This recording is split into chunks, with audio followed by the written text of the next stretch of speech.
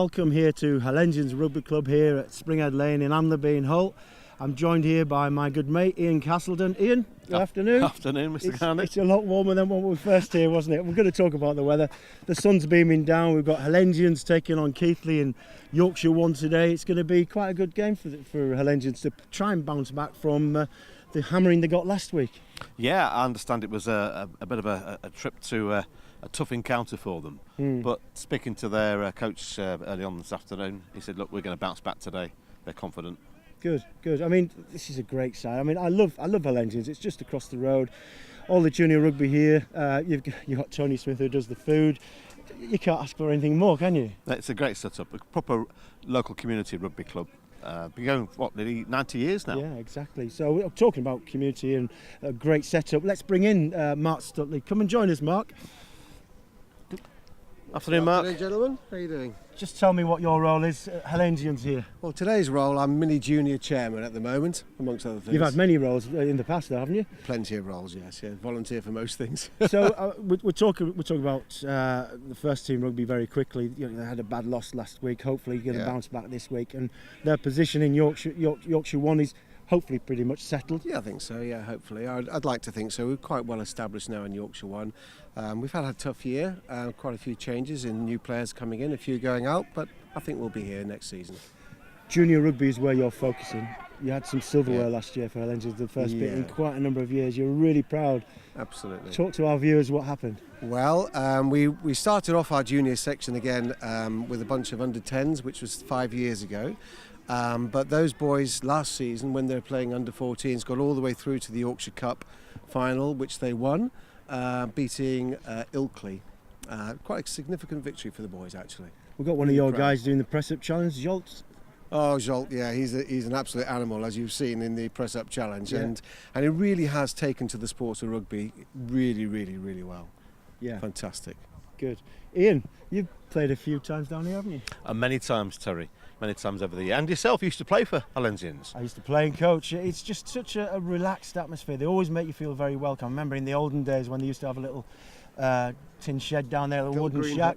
I think the best thing was at the end of the game, when it was a muddy game, it was the race to who could get in the bath first, because there was one bath, 2 changing rooms, and if you were in the bath last after like 30 guys had been in there, it wasn't really worth having a bath, was it? You're not kidding. It was often said it was the fastest I ever moved on the day was when the final whistle went to get into the bath first and out before everybody else got in. Yeah, exactly. I mean, it's a fantastic day. Let's hope today is going to bring some success for Hullensians. I hope so. We've got quite a good mini junior section building up here now. We've got 110 children registered and playing week in, week out. We've got them from under 8s all the way through to under 15s, and that's the next generation which we are trying to push through to adult rugby at the club. That's fantastic. Thanks very much for your time. Good, thank you. And we'll bring in Stephen Bailey. Stephen. He's a little bit taller than both of us, a little bit heavier. Stephen. Make a bit of room for him. Afternoon, Steve. Right, Ian. So tell me, what is your role here? I'm senior chairman of Hullensians. Senior chairman? Senior chairman, yes. Excellent. So they've promoted you? I don't know why. I think I was given that just by chance one day. Just for the viewers at home, I was actually with Stephen at the game, England versus Australia. It was a great afternoon. It was a great afternoon, Terry. Thoroughly enjoyed ourselves. Yeah, some really good memories from that day. Yeah, it was a good game. So, I mean, talking about memories, Ian, myself, and yourself, we played together many times. Certainly, us two played in the Colts. We probably started. Was it 5 years ago? Well, it seems like 5 years ago, but I suspect it's probably more like 25 years ago. Yeah, it probably is. Back at Ionians in the day, which was a good start for my career, and really enjoyed playing rugby with you and Simon, Ian, and various others. So really good memories. Really good memories. Ian was 5 years older than us. Yes, he was. Yeah, so we were just nipping on his toes, weren't we, a little bit in the first team? Yeah. So. Yeah. Could I just use your mic, Tiz, for the fast? Sorry. So anyway, just going back to what you're doing here. I mean, we've seen so much development with the floodlights coming up, with the huge building that's been erected behind us. You've got junior rugby coming on. It's all looking really good for Hullensians, isn't it? Yeah, things have moved on a lot from, I know you mentioned earlier about our tin shed, and that's now gone. We've got a lovely clubhouse with a great community atmosphere in there. Our aim at the moment is to be pushing 3 senior sides out, which we've managed to do that this week.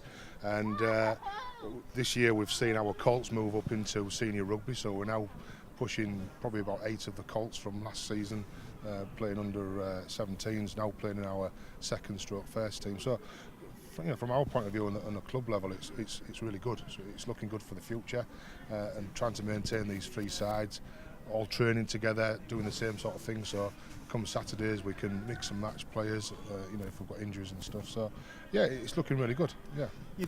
You've had a transitional year this year. I mean, Yes, Julian Barkworth, outstanding coach, been here for many years. Oh yes. Work's taken him to Spain, I think. Spain. Yeah. You've got Darren Booth in. I mean, Darren Booth is a fantastic player, wasn't he?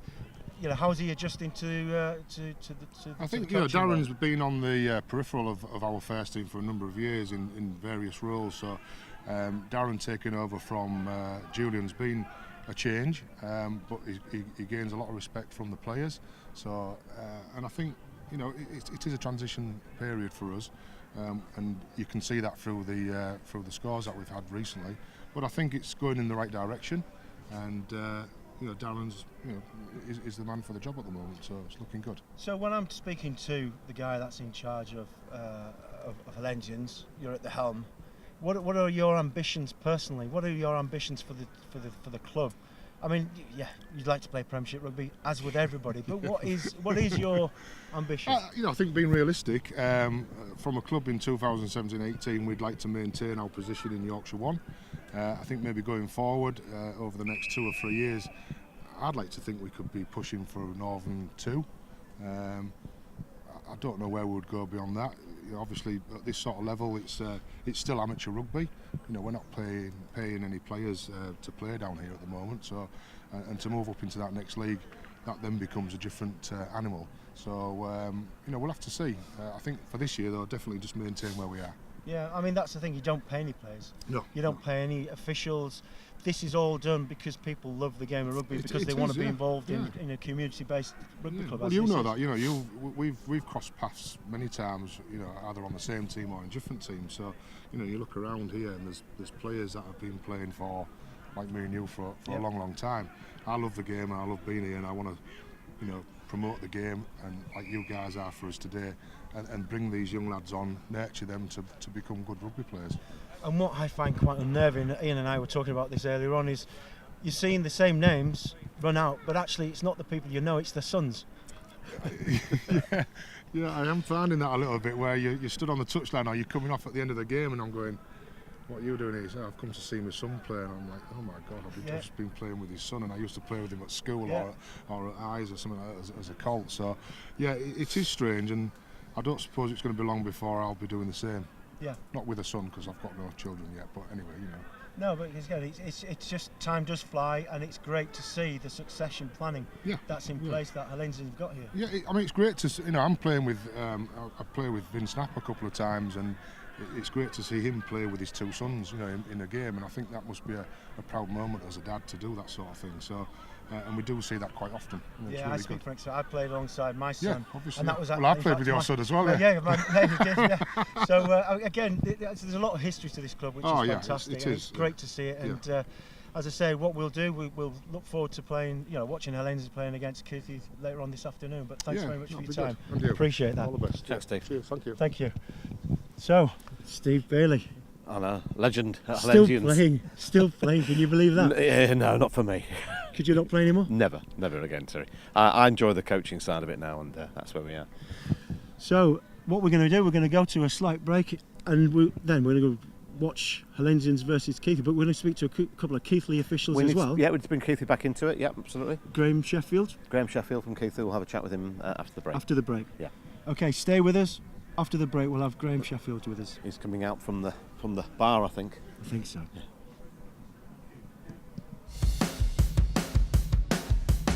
Welcome to Camelot Cars, your local used car specialist. This is Hannah from Close Brothers Motor Finance.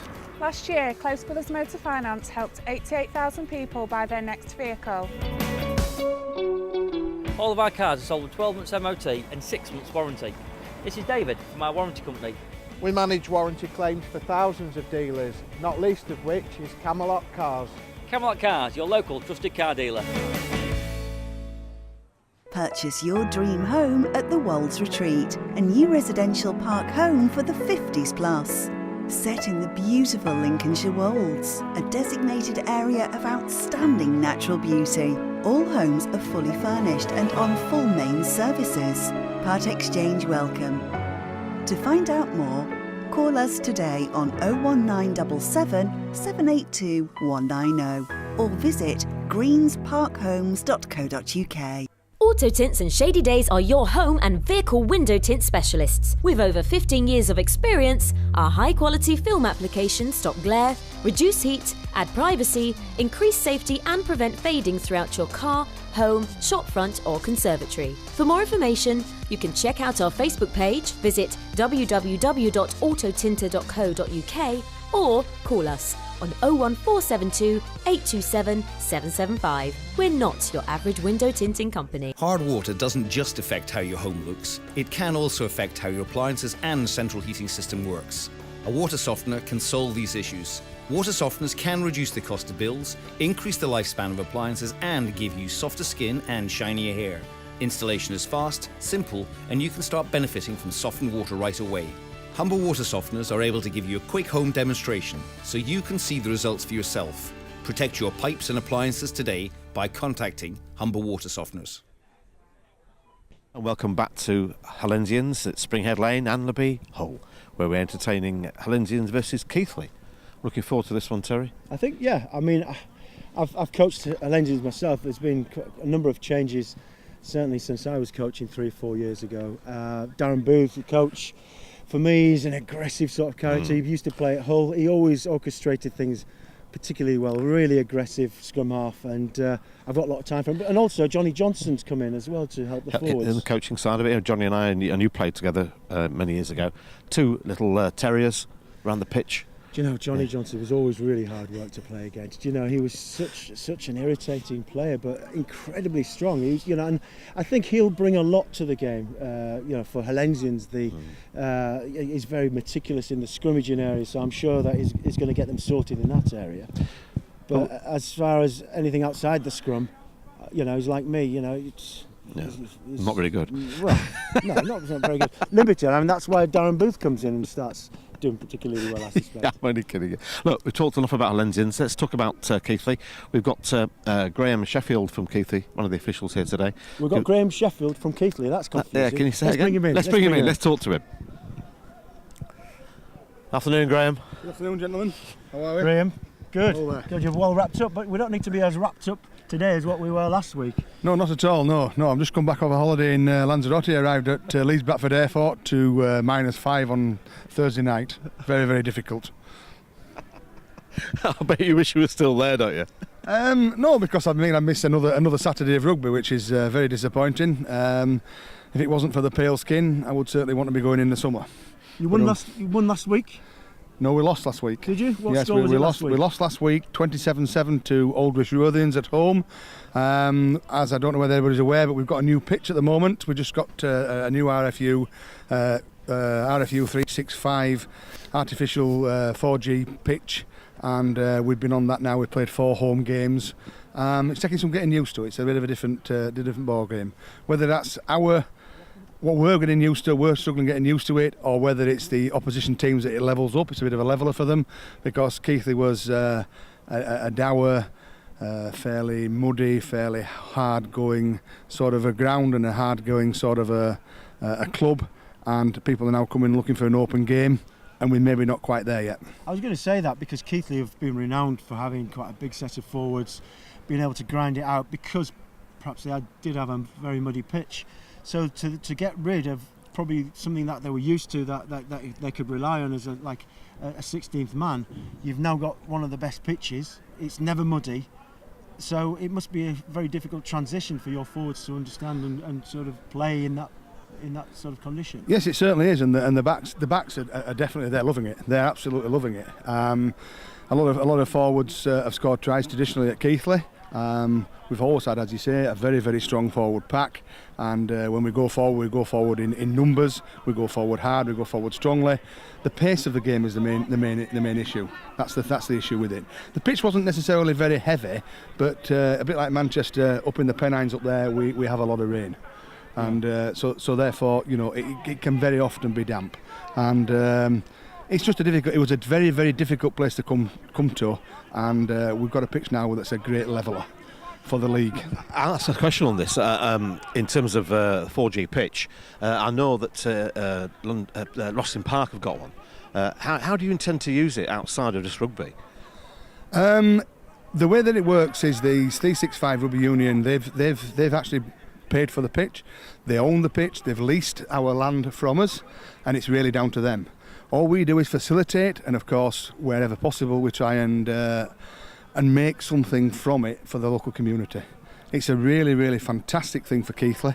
It's absolutely tremendous the way that it plays, the way that it's been done, the way that it's conducted, the way the Rugby Union have conducted themselves is absolutely fantastic, and we're so proud that we were the reciprocal of this.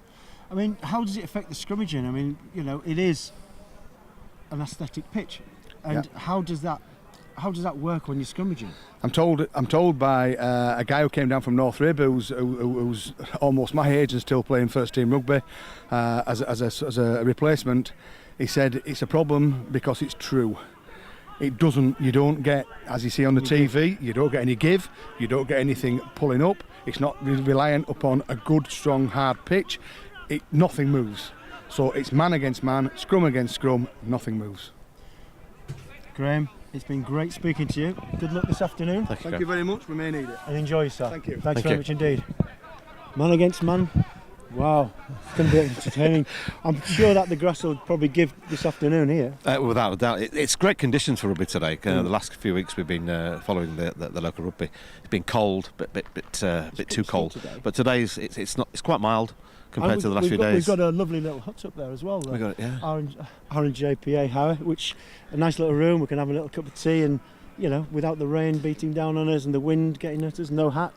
Without a hat, I need a hat.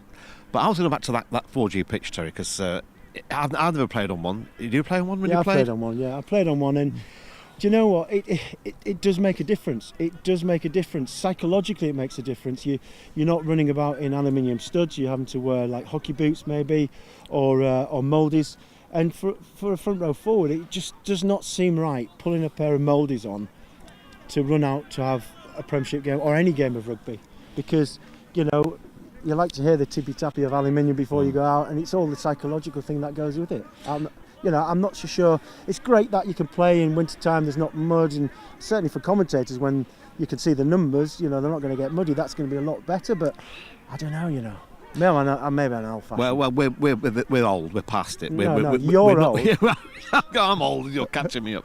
But no, I think it's something for the future. And the more clubs invest in these artificial pitches, the game's going to change. It's going to be faster.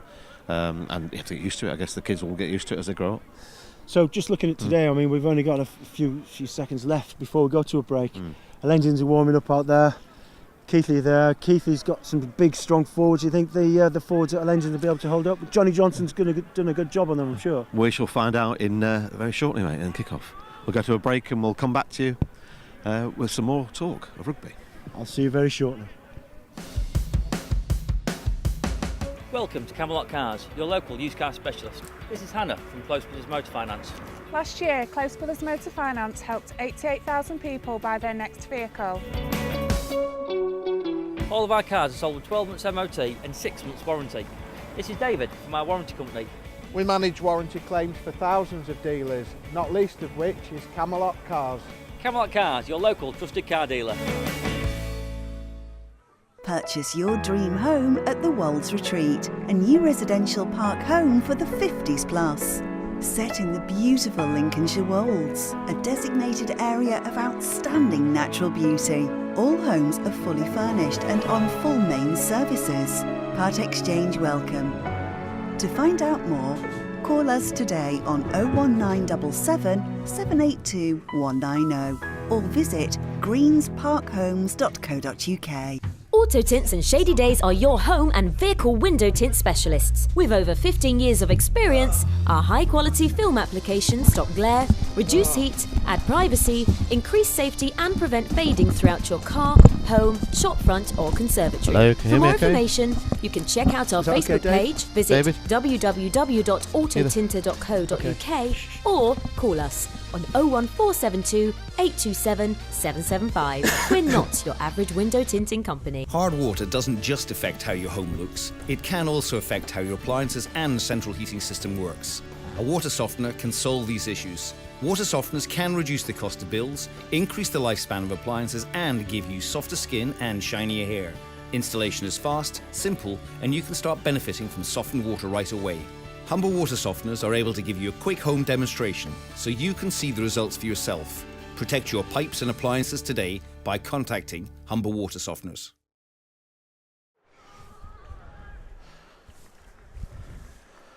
There's the Keighley guys just having a little huddle there, Ian. Yeah, it's quite a nice day for rugby. I looked at the pitch earlier and I thought, well, if you can't play good rugby today, perhaps you shouldn't be playing.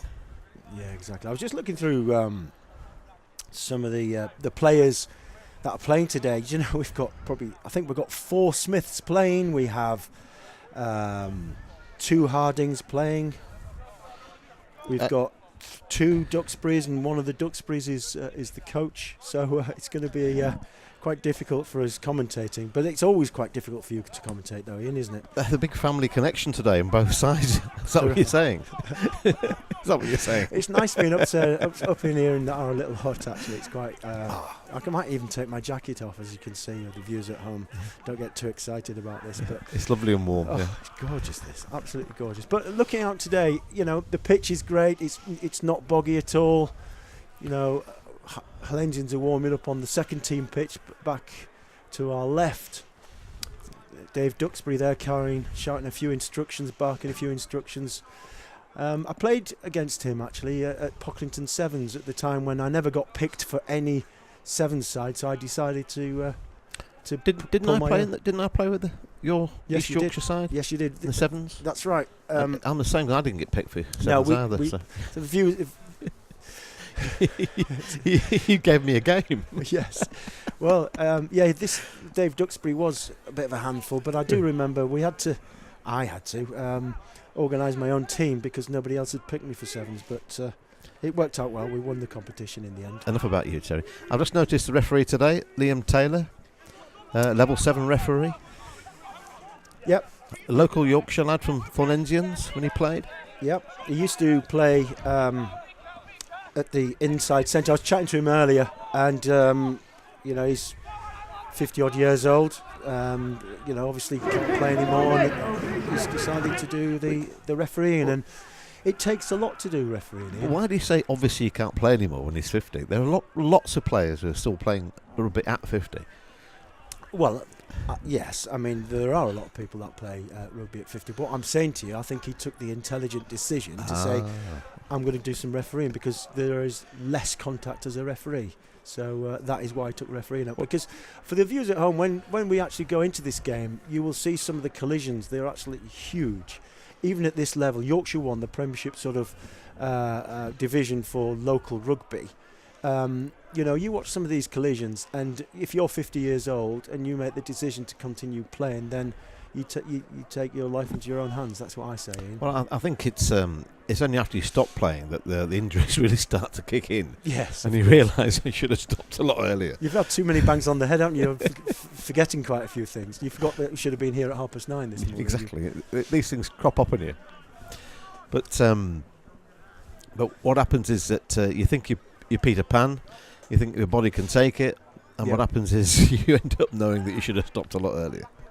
So we're just looking at Hullensians marching in there. There's some big boys here, isn't there? I mean, the thing is, when you look at some of the shapes of the both the Keighley and the Hullensians guys, you know, you've got such a drastic difference in some of the body types, which is not as prevalent in the sort of National One Premiership sides, but you know, it's all amateur stuff. This, I mean, look, here we are, right in the middle of things with the Keighley guys, and you know, you've got Dave Duxbury there going through all the stuff that they've been talking about, coaching on Tuesday, Thursdays, because basically they just come twice a week, Tuesday and Thursday night, and he hasn't got much time with his team, but what he's trying to do is just trying to re-emphasise the points that they have to be playing at today. Well, they've got a big game today, Keighley, because they lost last week as their committed, had Graham told us.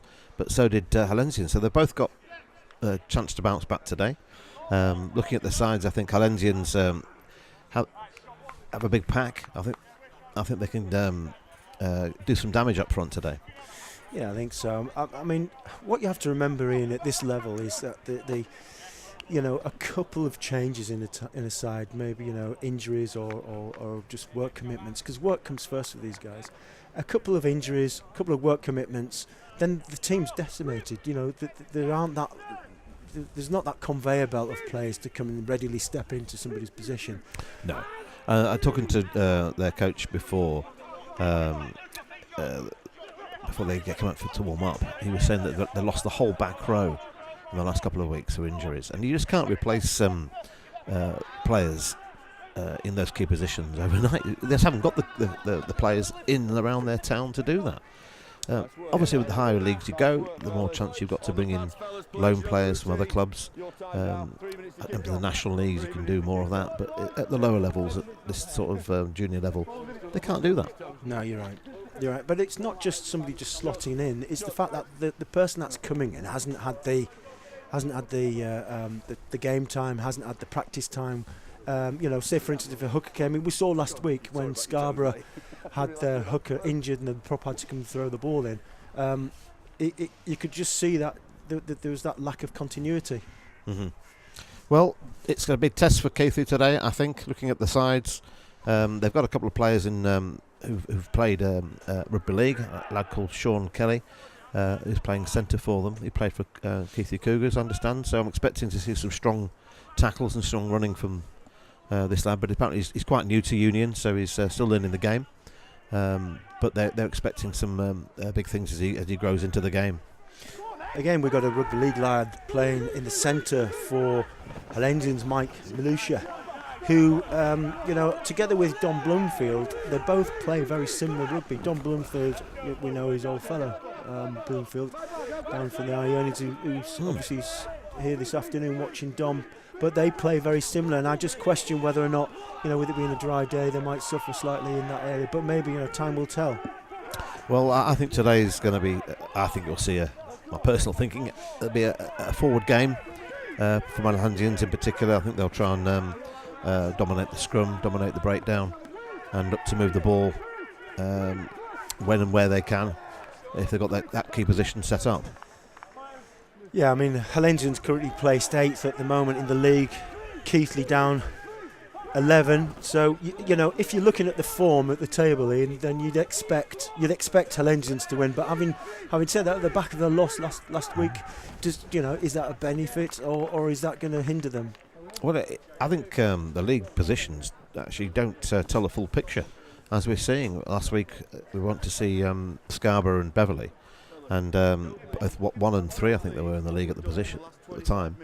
And Scarborough dominated that game, I thought, more so than I expected.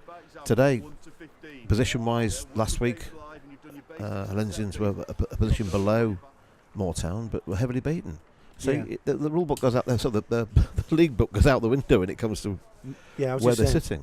Moortown 54, Hullensians 0. Now, it takes a lot to nil a Hullensians side, doesn't it?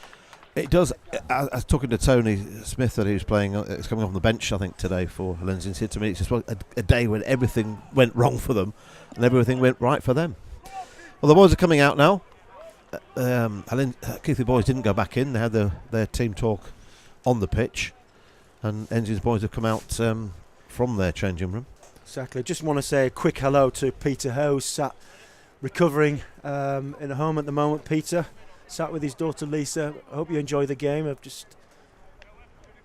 I know that you enjoy your rugby, Peter, so let's hope you enjoy today. All the best, Peter. Enjoy the game today.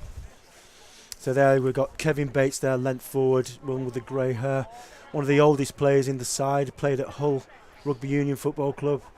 He's a very experienced open side flank. He's playing number 8 for Hullensians this afternoon. I'm sure that he'll be barking instructions and telling his guys the way forward. Well, they were sitting without their talisman captain Guy Martinson, who's away playing in Dubai at the moment, and and you know Guy well. He's a big miss today for Hullensians. Yeah, I mean, Guy played for me when I was coaching Hull, and he had a year out in New Zealand, came back a bigger, stronger, faster player. You know, he will be missed. But let's see how Hullensians get on this afternoon. And we've got Harding to kick off, where we've got Liam Taylor. Here we go. To start the game, he's ready. So Hendon's kick off. Off we go. The crowd's going. A nice take by Keighley, number 5, James Cunnicliffe.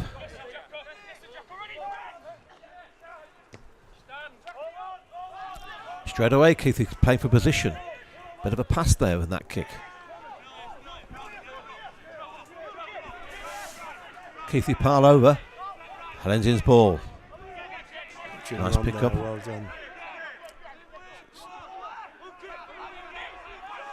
That's Bates in there giving it. Smith passes out to Bates. There's Bates on the ball there. Good tackle. Couldn't see who made that tackle. Another strong run. Driven in by Irving. That's a strong play. Keeping on his feet. Releases the ball. Smith out to his 10. It's a poor kick. It's not sliced really slightly. getting in front of his players. Taken out well. But there again, offside. The referee tells us Keighley offside from the kick. They didn't retreat 10, which is fair enough. Good decision by the referee. Going to take a position and they're going to go for goal.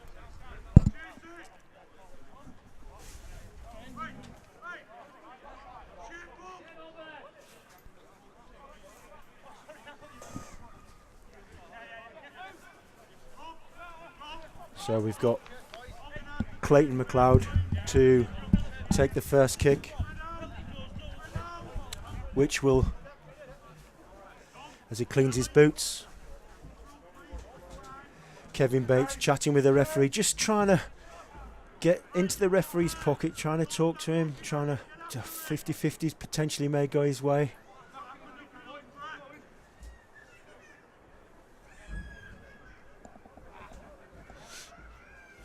It's quite an important kick for Clayton, important kick for Hullensians.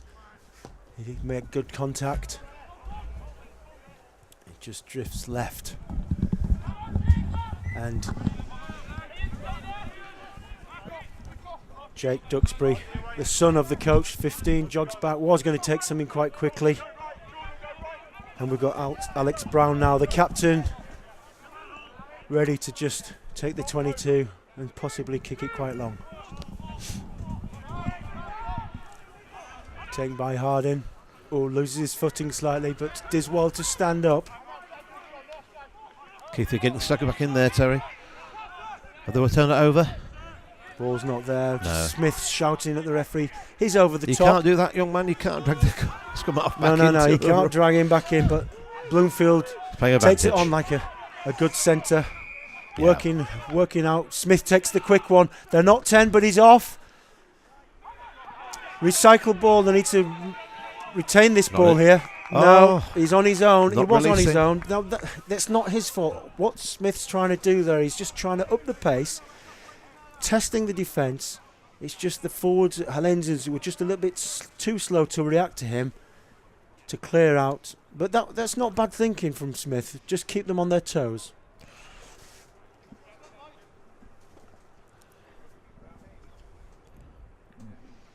That's frustrating there, Terry. They had the position there from the penalty. Alex Brown kicks the corner, gains another 15-20 yards.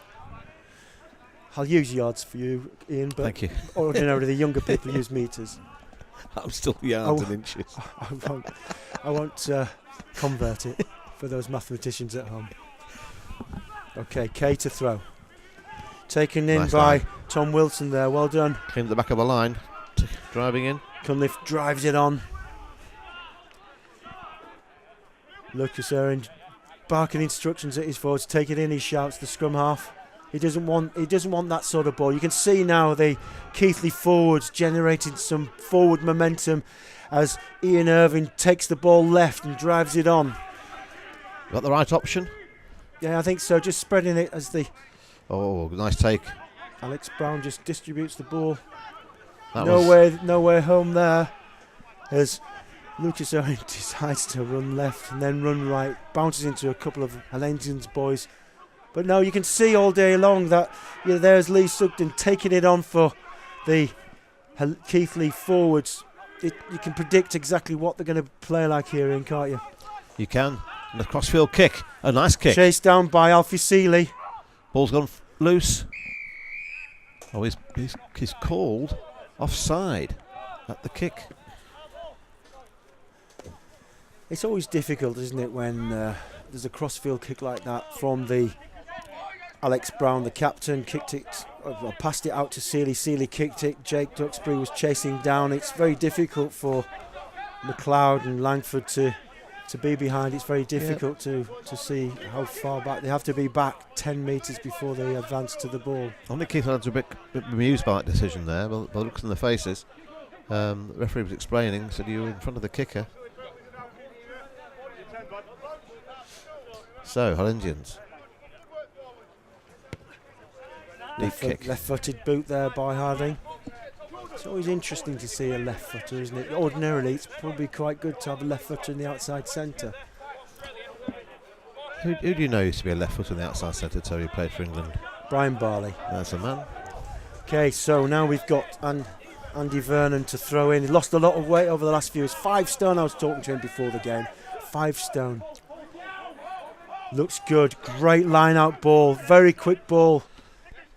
That's Bates taking it in, a nice Kevin drive. Bates, he's always a route one, is Kevin. He knows how to present the ball. Very good recycling ball. Excellent work there by Osborne. It's quick ruck ball for Hullensians. It's good. Harding take it to the line. Bloomfield's going to take it on. He's going to be strong here, and he is indeed very strong. We need to ruck over. There's not enough people there for Hullensians, but came from the side. The referee did say he's coming from the side. He is coming from the side. Quick tap, and it is. And he's allowed it to, and it's a try for Hullensians. Quick thinking by Hullensians. Well, we know it is, don't we? Well. It's that man Langford. Well done, and he enjoyed that, didn't He's he? not shy of a little celebration. little jig and a dance for well the camera. Done, Langford. Well, I did ask him to do the press-up challenge this morning. He refused to do it because he said he wanted to focus on the game, and focus on the game he has. He has now opened the score for Hullensians 5 points to 0. That is a good start for Hullensians. Kick to come. Just let's have a look. It's an absolute pearl. A quick penalty. Thinking, sorry. Quick thinking penalty. From the side. I'll have this, he says. I'll have this. You knew what he was doing. Here we are in front of the referee. Thank you very much. 15 there. He had no chance. Poor old Jake Duxbury. I'm sure his old fellow will be having a chat with him about flat-footedness in defence. But we've got Clayton McLeod now taking the kick. Did he go through the mark though, Terry? Did he take that through the mark? Listen, ask the referee. And the extras added on. Okay, so we've got 7 points to 0. Do you know, that's a great start. 7 minutes into the game. Hullensians have seen themselves poking ahead in front. Keighley, the forwards tried to make some inroads on the left-hand side. The first time Hullensians have had the ball in hand, taken in by Bloomfield, driven on again, and then penalty. We see Clayton McLeod slot the goal, scored by Josh Langford. That was a nice take. I thought there was a knock-on there. Indeed, yeah, it was. It was. I'm afraid. Double knock-on. So the referee's taking the second knock-on. He has to have the scrum. Hullensians. This is going to be the first scrum. It's going to be interesting now to see the difference in size, weight, and ability. And let's see if Johnny Johnson's coaching has added some impetus and some structure to the Hullensians scrum. Well, they lost a bit of ballast there with Andy Vernon losing that weight, Terry. 5 stone is a lot. Yeah. It is a lot, and he wants to be doing Ironman. He's done a few triathlons. He's an incredibly fit kid at the moment. Although he doesn't look particularly well on the floor at the moment. Maybe he should have that 5 stone to help him in the scrum. You lost 5 stone recently, Terry? No, I haven't. No.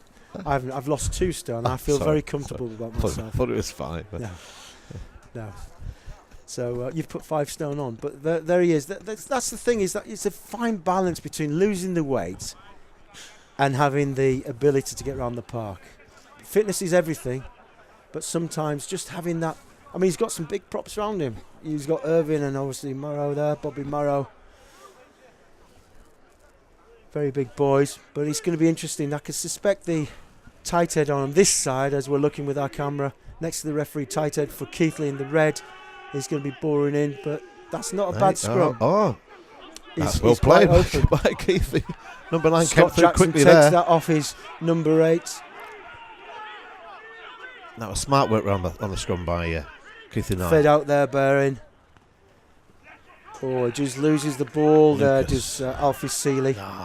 Won there by Hullensians. Good rooking by Hullensians. In fact, great rooking. Winning the penalty. The only thing that Keighley could do there was just try and steal the ball illegally. Referees, quite Liam Taylor, on the mark, on the money. Absolutely right, referee. Yeah, that's frustrating from Keighley's point of view. After winning that ball behind the scrum. Chris Harding uses Didn't that do big anything with left it. boot as it is. Chased down there by Langford. Jack in the box, Langford, isn't he? He's all over the place. Very difficult. It's like herding cats with him sometimes. Herding cats? You mean cattle? Herding cats. He just doesn't do what he's told to do. But sometimes that works. Let's have a look. Throw by Hullensians again off the top. This is great work by Hullensians. Taken in by the Hullensians centre. Malusha. Andy Vernon drives it on. Good leg power, good speed by Hullensians. Working with the forwards now. Smith feeds Harding again. Harding uses his left boot just to keep the Hullensians going forward. Didn't get the bounce. Pressure still on though. Duxbury just tries to clear his line, puts it midfield, which is a pretty poor kick, but having said that, it works really well for him. It was a poor kick. Having said that, it's worked out quite well for them because Smith just knocks it on, allows the advantage to just tip in the balance of Keighley for a scrum down to Keighley. Knock on by Smith. He'll be disappointed with himself there because that was a great attacking position. It was. Midfield, broken play with the backs Hullensians have. He'll be kicking himself. I think he was just thinking about the next play before he actually secured possession. You see he's disappointed with himself. As a teacher, he should be teaching himself a lesson.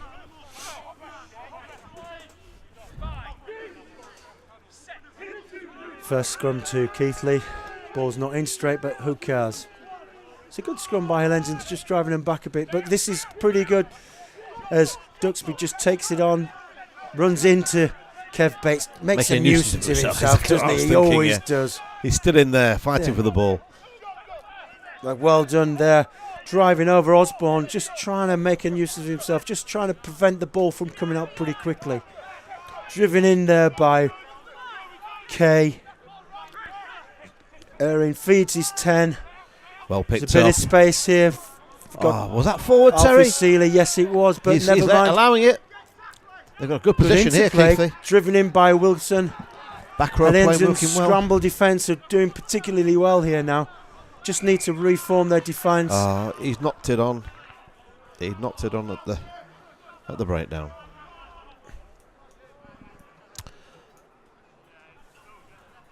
No, I called that wrong, Terry. I think it was a it was a knock on by Hullensians first, then knocked on by Keighley.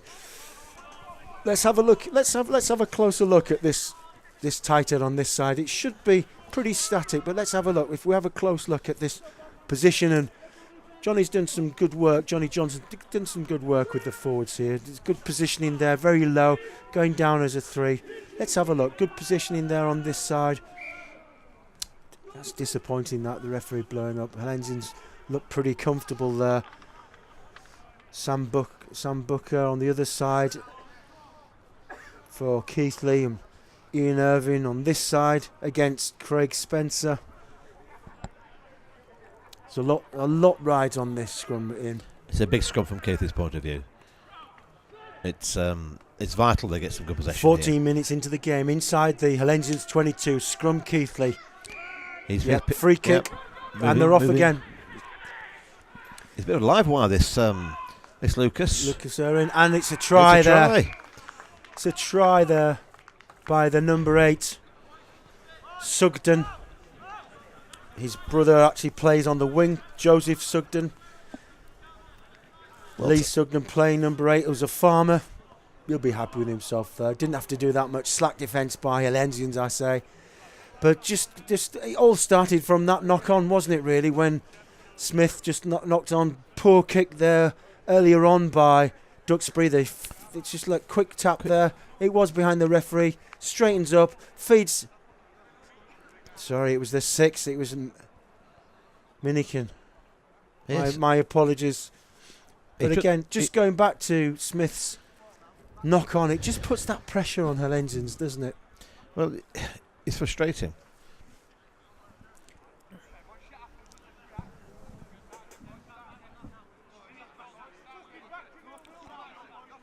To level the points.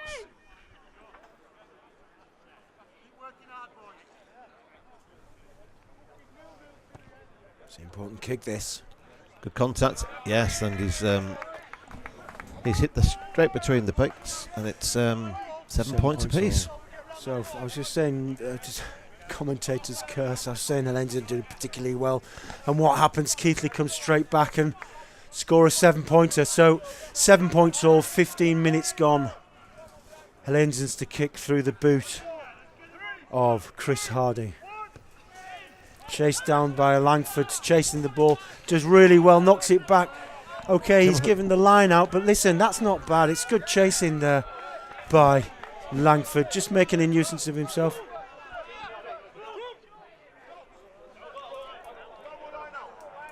It should be Keighley's ball. There's a discussion at the moment. So they're having a choice. Do they want the line out or do they want the scrum? I know what I'd take.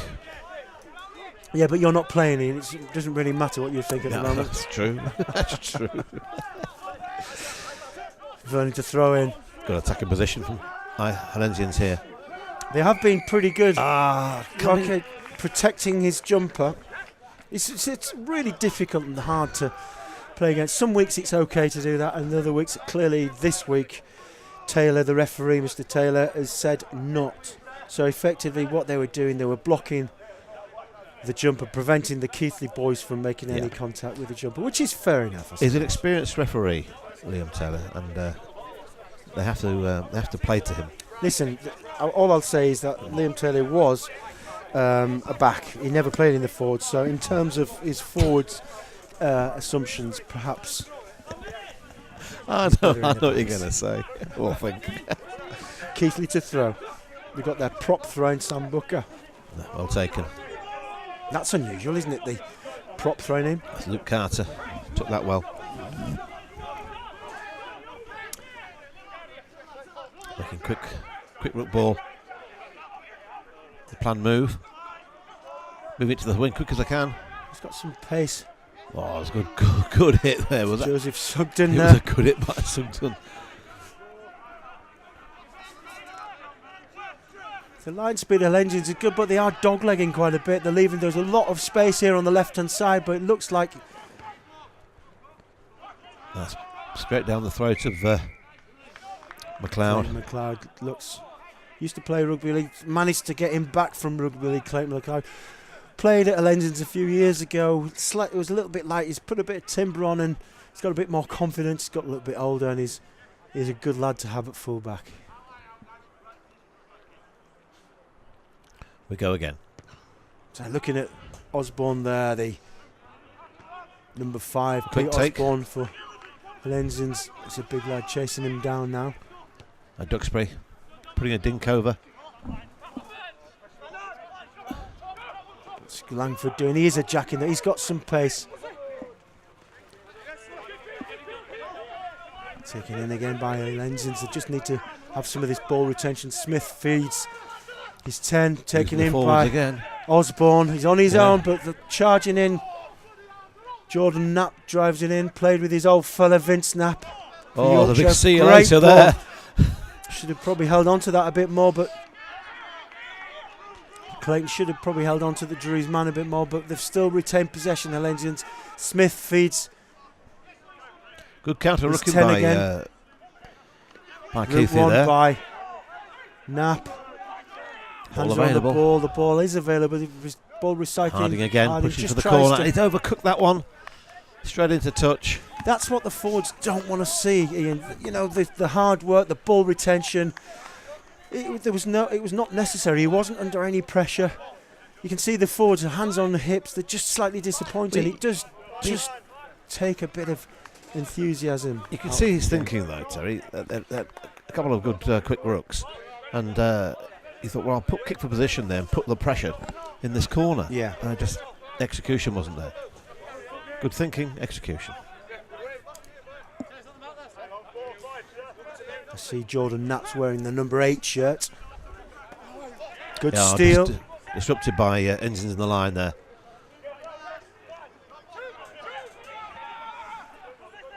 Smith feeds. Osborne charging up just a little bit high, but he managed to twist his way across to allow the ball to be given to. So he tries it again. This time a bit more purchase. Deep, That's well not a bad taken. kick. There's no chase there, though, is there? As a quick ball again. Keighley capitalising. It's a fast game though, Terry. Yeah, it is a fast game. The conditions be very are playing surprised if the next 20 minutes before half is played at this sort of pace. I'd like to see what the last 20 minutes is. But well down. That was well down. Keighley have been trying to play a quick pick and go game in the forwards rather than more of attrition. Yeah, absolutely.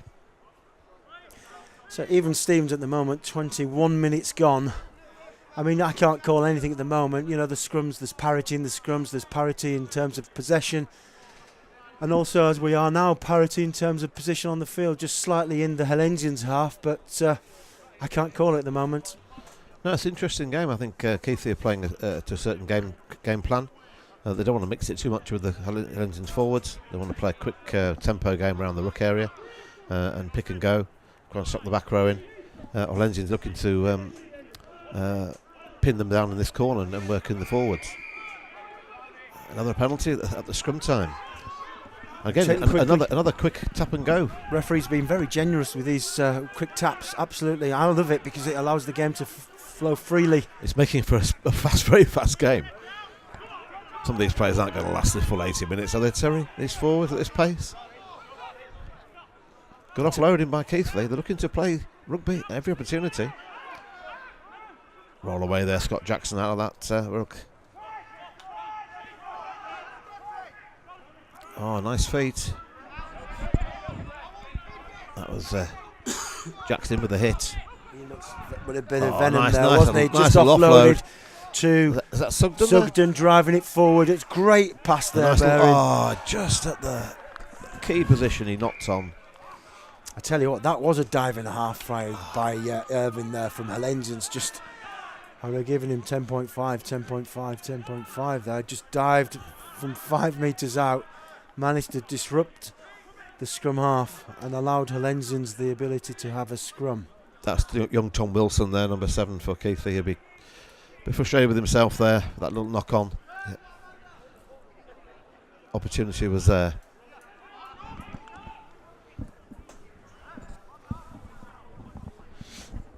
So, scrum. When they're ready? When they are ready. I think they're absolutely worn out after that. I can't say I blame them because it has been a very quick tempo. The referee's hands on his hips. They're all hands on hips. He's quite happy for a little breather. He's looking, how long's left? For goodness sake, when's half time? He's thinking. We're just entering the second quarter. You see Kevin there. He's an experienced player, Kevin Bates. He's played a lot of years. He's just shouting a few instructions to these younger guys here. We're probably looking to him to take them into. I think he's saying slow it down. It probably is actually. Guys, I've told you before, slow it down. What are you doing to me? Slow it down. See there in the background, Johnny Johnson there in the black coat, pacing up and down. He's looking at this with a lot of interest. Yeah, from the front row point of view. That was a good scrummage, and he'd be pleased with that, Johnny Johnson. But he didn't make touch, Terry. It gives him another attacking opportunity, Keighley. Oh, goodness me, that must be... Did it go backwards? It did go backwards. Driven on there by Alfie Seeley. That's Bates making a new sniff again in that breakdown. Oh, hits the referee. Must have a scrum down. Yes.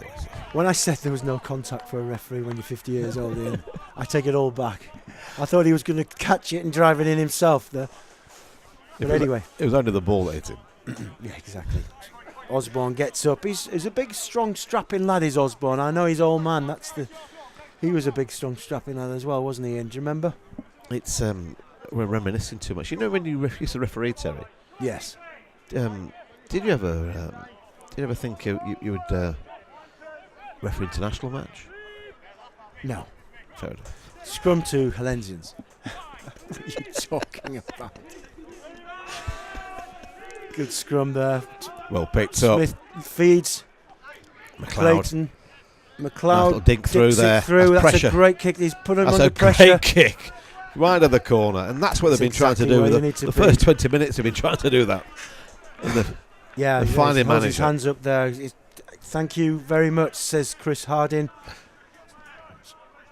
In fact, Rob Harding, there's that many Hardings on the pitch. His old man, Steve Harding's watching as well, who coaches down here. Helps him out now and again. He's got Booker to throw.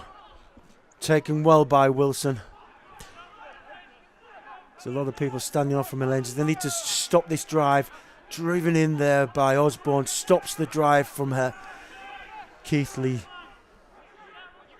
Feeding to the 10. He's going to make his touch. But that gives Hullensians another attacking position in the 25. Just inside the 22, Ian. You talking rugby league again? We don't 22. have 25s in rugby union, for goodness sakes. Can't get the staff. Everyone knows what I mean. So Sean Kelly, we've just seen there in the centre for Keighley. He's a big, strong rugby league guy. Well taken by the build. This is basically where they can build a good platform here Jordan to attack. Knapp. And they're broken away. That's the good Knapp. leg speed. He's driving it on well there. The Hullensians pack looking pretty strong and powerful. The offside there, the breakdown. Keighley number 7. Referee's seen that. Smith looks Play to dig advantage. the ball out. Distributes to Harding. Got free play here. Harding takes a step. Gets held up. Bloomfield's in there Still to playing support. advantage. Vernon looks on. Harding, his brother there. Bloomfield looks to straighten up. And forwards needed to be there. He's held up.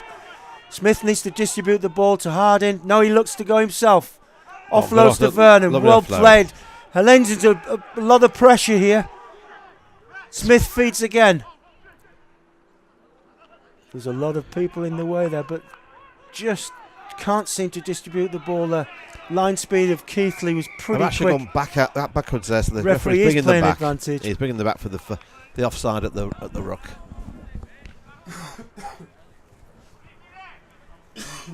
He's actually going to his pocket here, Terry. He's actually giving a yellow card to the Keighley number 4. That's a brave move, and I agree with it. I agree with it Carter. because Hullensians were a sustained amount of pressure, sustaining the pressure, and 2, 3, 4 phases. I think that's the absolutely right decision from Mr. Taylor. Well, Hullensians have a big advantage in this scrum. They will now. We've got Vernon they're to taking throw. the line, sorry. I think number 8 there is going to go to Knapp. It does indeed. They reform their drive. Hullensians just regathering, looking pretty powerful. But you've got Booker there who's just come through the middle. Bit slack there from Hullensians, really. Got his hands on the ball, Terry. Once you get the hands on the ball when you're standing up, you can make a real nuisance of yourself. Smith's talking to his forwards as one of the Keighley players. I think it's Booker. He was through the middle. Probably taking a few knocks for being potentially maybe what Hullensians thought might have been an offside position, but I don't think it was. I think it was through the middle.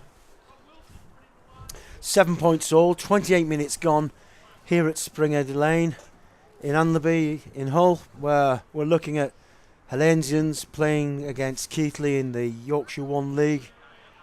It is a good league though, Ian, isn't it? It is. Well, I've been very impressed with what I've seen so far, Terry. The last few games. So last week we were Scarborough versus Beverley. Beverley really didn't show up, and Scarborough won out eventual winners, 34 points to 12, I think it was. I've been impressed by defence of This league. this league. Scarborough last week and Beverton, to their credit, they defended well. Driven Today's in been the by same. Hullensians, looking. Got the shove on there. Front row went down. Do you Not know what what? Indians The wanted. thing is, I was from experiencing as a forward, a front row forward. You're driving forward. You're driving so close to the opposition's line. You do not want to go down. No. You do not want to go down. So I'm telling you that is Keighley, guys. The Keighley tight head prop Pulling down. Yeah. Craig Spencer. Craig Spencer, the plumber He's from a big lad. Keighley. He's a big lad, but he needs to shore up this scrum, because I'm telling you, if he goes down again, the referee is going to signal for a penalty. I think.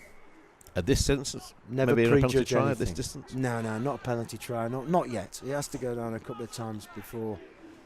But it was a good drive there by Hullensians. Driven in again. There we go. It's good leg speed. We're going to go for a second drive. They do go for a second drive. They're trying to keep it in as Kev Bates keeps the ball in. It's gone down. He's offside there.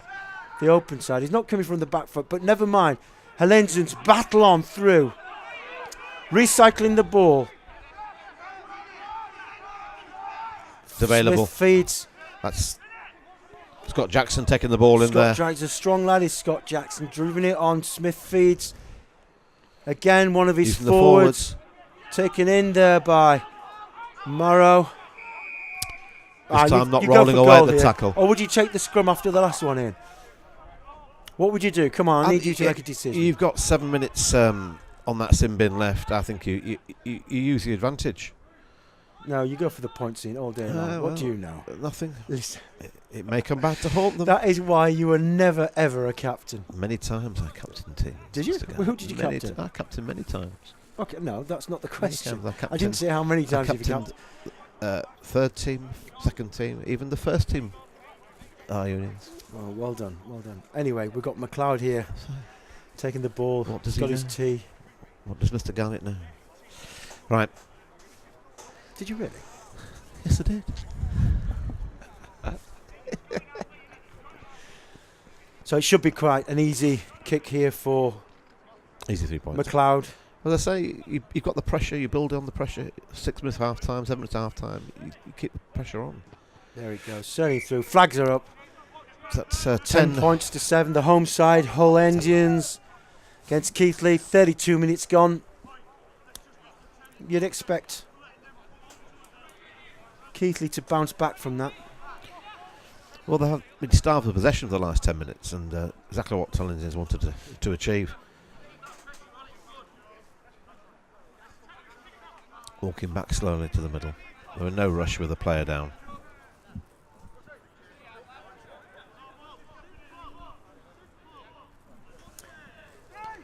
I think it was McLeod who took that kick, Terry.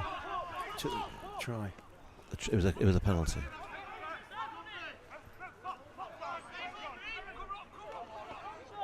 Oh, kicking everywhere. Jackson threw on the ball there quickly there. Hullensians capitalise on that. Taken on by Morrow. He's a big lad as well, isn't he? Smith feeds his 10 again. Left-footed. He takes his chances again straight down the throat of the winger, Copperwaite. Bit stationary there by the number 8. Sugden just took it flat-footed, allowed the Hullensians defence to come up no way through there. Well, there's a big hit initially by Osborne, but bounced off and allowed Vernon just to make the tackle complete. Little kick over, putting the pressure. Well taken. Well protected there by Kevin Bates. That's experience there. Hullensians driving it on. Well then, Tom Wilson's making a nuisance of himself. Open side for Keighley. Ball's there as Knapp looks on to drive on with his fellow prop. That's Marrow. Little dinky kick by Smith. Well taken by Bloomfield. Oh, and we're going to nice see rugby Langford there. going in. Bloomfield. He's away. Bloomfield's away. And he's going into the corner. That's a nice well try played by by Hullensians. Bloomfield. He may look like a prop, but he certainly doesn't run like a prop, does he, Ian? He's got better hands than a prop, Terry. That was some good. Nice rugby there. Nice little kick by Smith, gathered there by the winger. That was smart thinking, little dink over the top. Josh Langford and took that well. And fed in there to Bloomfield just to dash over to allow Hull to go 15 points to 7 in the lead with 35 minutes, coming up to 35 minutes gone with a kick to come. And we've got Clayton McLeod to try and get a 10-point difference between Hullensians and Keighley. They've still got light starts to fade a little bit now. We've still got a few minutes before half time, and there's still a player short, Keighley. That's significant before half time. This is, yeah.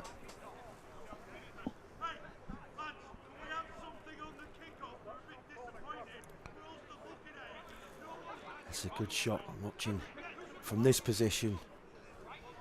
Clayton McLeod. It looks easy, but as we both know, it's not. Well, we're not kickers. He's done it. He struck that well. He has struck it very well. It brings it 10-point difference. Brings Hullensians to 17, 10 points in front of Keighley 7. Coming up to 36 minutes gone. I suspect that the Keighley guys, the forwards more particularly, are getting a bit more frustrated as the scoreboard keeps ticking over for Hullensians. Pretty frustrating for Keighley because they've done nothing wrong particularly, but all to play for. Well gathered by Ellis, by Osborne. Presents the ball. Smith, it's again that old late tackle there, but is the referee going to see that? There's a big boot there by Harding. He has given it. He has given the late tackle. It was a late tackle. Stupidity. Shoulder. There was no need for it. No need for it. He's handed the position straight back to Hullensians. Another attacking. You know, if you're a forward, you know that is so frustrating. What do you do here? Sorry. You kick corner. I would kick corner here. I would kick the corner. They're already 2 scores ahead. What would you do? And you'd probably go for goal, wouldn't you? No, kick the corner. Every time.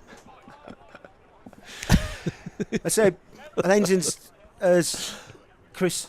Oh, on the roof. As Harding kicks the corner. Now Hullensians have got the line. They've done well. I mean, without a shadow of a doubt, Hullensians should win this line-out ball. They should catch and drive. There need to be a bit more, as they're right under our noses here. Vernon to throw. I suspect you're going to hit Knapp again. Yes, they do. Comes down. Well protected there by Hullensians. Again, they've done it again. They've sealed off. They should learn. They should learn. The line, sorry. Yeah.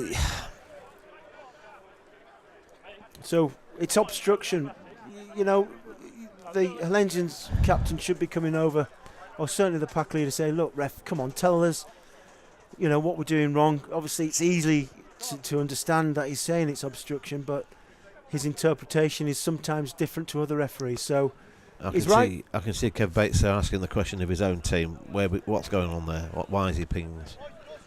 Yeah, exactly. But no, twice that's happened now, and twice Hullensians have handed over the ball to Keighley as Keighley throws. Sam Booker to throw. He's a big chap. They've cut the line. There's a farmhand.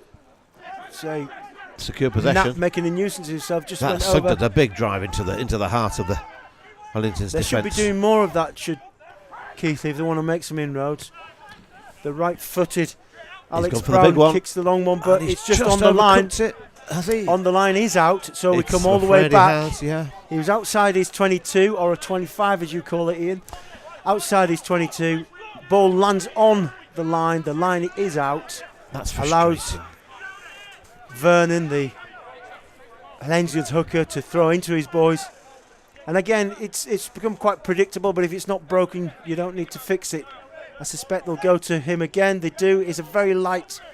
Oh, well taken by Knapp.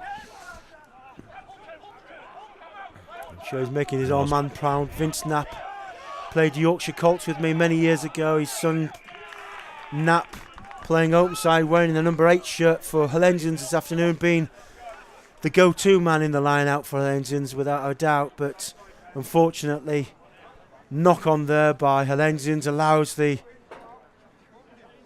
ball to be transferred through to put into the to the Keighley scrum. We're counting down to half-time. 30 seconds on the clock. Not much injury time. No, there isn't any injury time, must be spared. I saw the referee playing with his watch in the Hullensians half, but let's see what Hullensians make of this. Try and disrupt the Keighley forwards. Vernon doesn't get his head in. Hasn't been clean at these scrums, has it, Terry? No, he hasn't. It's a bit messy around the scrum But the area. question is, you see all the mud there. It is quite muddy, but if this was played at Keighley, there'd be no mud, would they? Talking to their coach before the game.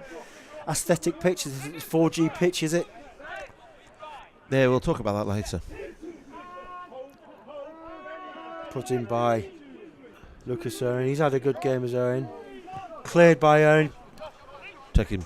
Taken by Langford. Feeds his fullback. McLeod putting it straight back down. Returning it with interest. Hasn't got the bounce. He has. No, maybe not. A lot of ping pong going. Smith takes. He doesn't make the same mistake as last time. Takes the ball on. There's a lot of kicking backwards and forwards, like it's a game of poker. Nearly loses his footing. Joe Copperwhite. And he puts it out. And that must be probably half time. Indeed, it is. So 17 points to 7. Hullensians see themselves with the nose ahead by 10 points. A good try there by Bloomfield, and also we've got Josh Langford took a quick tap penalty. So, your thoughts for the first half? I think on balance of play, Hullensians deserve to be in the lead. They've dominated possession in the last 20 minutes of the first half, and I think if they keep the ball tight in those situations at the scrum and the breakdown, they could score through and try in the second half. There he is, Darren Booth, the coach of Hullensians, and also in the middle there, Johnny Johnson, both really aggressive players. They're going to have a few words to say with their forwards, but as they have a chat with their team, 17 points to 7 up. We're going to go to a quick commercial break, and we'll be back very shortly. Welcome to Camelot Cars, your local used car specialist. This is Hannah from Close Brothers Motor Finance. Last year, Close Brothers Motor Finance helped 88,000 people buy their next vehicle. All of our cars are sold with 12 months MOT and 6 months warranty. This is David from our warranty company. We manage warranty claims for thousands of dealers, not least of which is Camelot Cars. Camelot Cars, your local trusted car dealer. Purchase your dream home at the Wolds Retreat, a new residential park home for the 50s plus. Set in the beautiful Lincolnshire Wolds, a designated area of outstanding natural beauty. All homes are fully furnished and on full mains services. Part exchange welcome. To find out more, call us today on 01977 782 190 or visit greensparkhomes.co.uk. Auto Tints and Shady Days are your home and vehicle window tint specialists. With over 15 years of experience, our high-quality film applications stop glare, reduce heat, add privacy, increase safety and prevent fading throughout your car, home, shopfront or conservatory. For more information, you can check out our Facebook page, visit www.autotinter.co.uk or call us on 01472 827 775. We're not your average window tinting company. Hard water doesn't just affect how your home looks, it can also affect how your appliances and central heating system works. A water softener can solve these issues. Water softeners can reduce the cost of bills, increase the lifespan of appliances and give you softer skin and shinier hair. Installation is fast, simple, and you can start benefiting from softened water right away. Humber water softeners are able to give you a quick home demonstration so you can see the results for yourself. Protect your pipes and appliances today by contacting Humber Water Softeners. Welcome back. Johnny Johnson still there, barking his instructions and telling his guys exactly what they want to do and what they should be doing, and you know, you ignore him at your peril. Yeah, we both know what he was like when he was a player, Terry. Yes, indeed. I mean, just talking about players, I don't know if you remember. I'll read you this, and it was said by somebody which, had a lot to do with local rugby. He played for Yorkshire with me, Simon Smith. Simon Smith said, "Sport gives everyone a chance in life, and it brings people together. It puts a smile on your face. It raises spirits and makes people feel good." And Simon Smith, what a player he was. Yeah, I knew Simon for many years, and I played in the same team like you, Terry, with him. And he sadly died a few years ago now with that motor neuron disease, which is close to my heart. I've not known a number of friends who've died, or my grandfather as well. But recently, the rugby fraternity, you and I both know a number of players who've had this awful disease, and as this club in particular and other clubs locally, we work together to raise funds for MDM.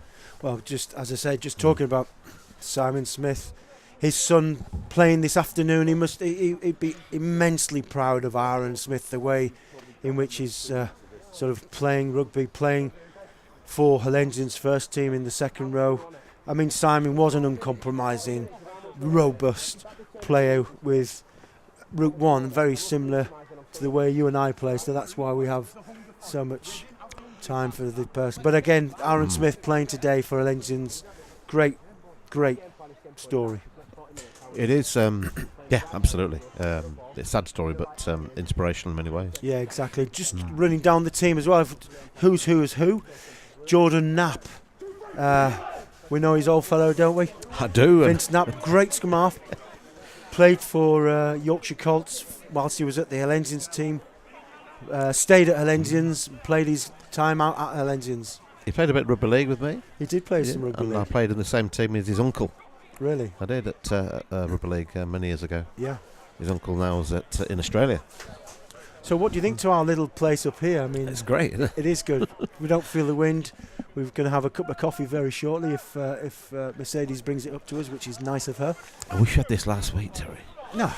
The thing is that you experience bad bits, then you can enjoy the good bits, can't you? If you have good all the time. Can I mention the cold? Yeah. It is nice up here. Here we go, second half. Keighley got all to do the second half. 17 points to 7. Hullensians are leading. As Liam Taylor, the referee, has a look, counts up, makes sure there's 15 each side, puts the whistle in his mouth, and off we go.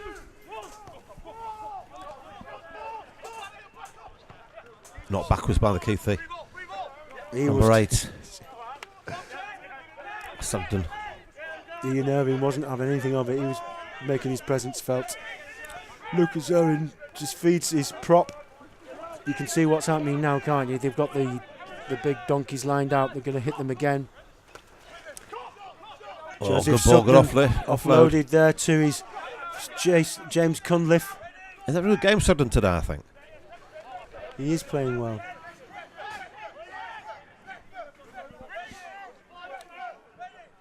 Taken on by Sugden again.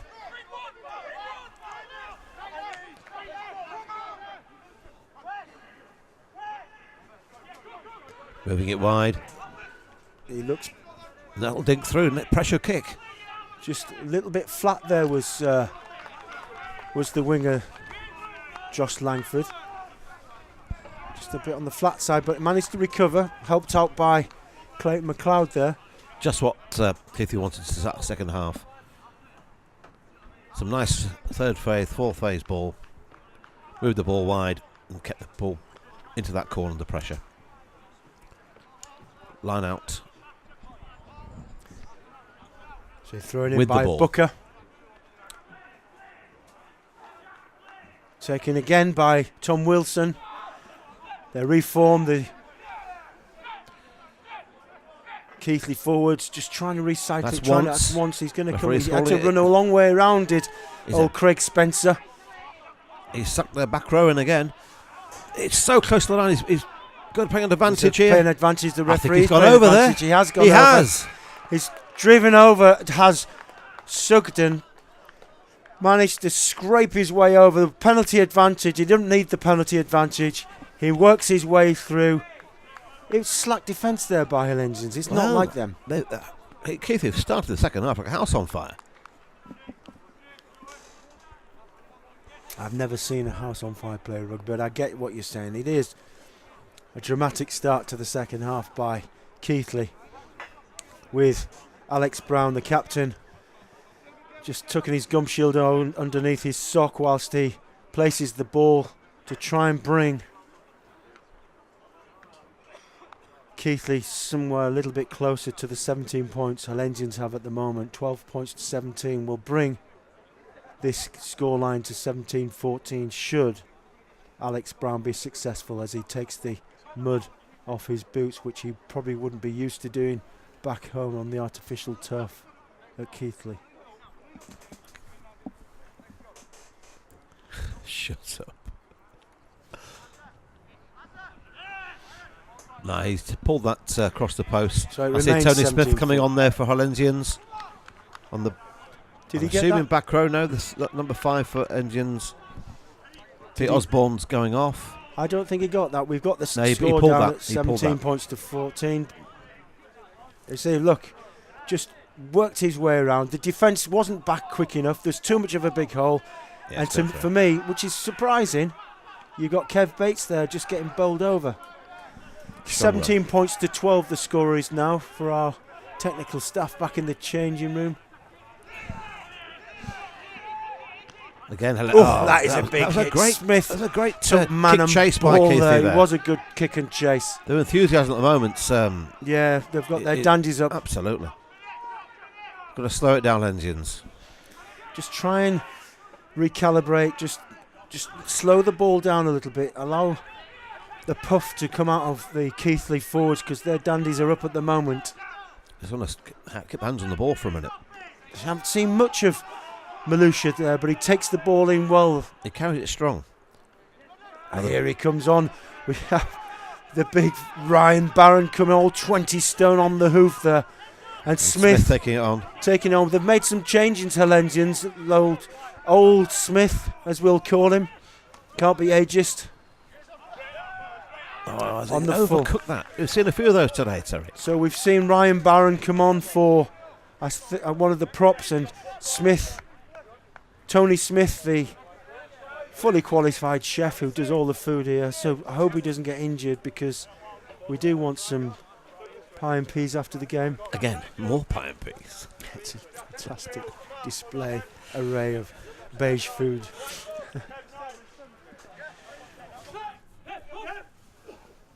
Taken, just overthrown there. But still taken by the back row of Keighley, recycled. Hullensians are going to have to close this space down. The line speed is not as quick, but lost his footing there as Knapp tries to snaffle in there, but he doesn't get the ball. Keighley rumbling on for the forwards. They fancy this battle up front now. They do actually now. They do. They're just good hands there. Just bounced off there was Harding. Oh, knock on. It's an advantage so here. Turnover ball. Let's use the ball, Hullensians. They just don't get the opportunity. Hullensians do have this scrum, but that's the thing, is like a knock on, Ian. That's a great opportunity. If you've got the knock on, you've got the advantage. The referee's playing advantage. Just try and get the ball away from contact. 2 quick passes allows you to see the field and the broken play against the broken defence.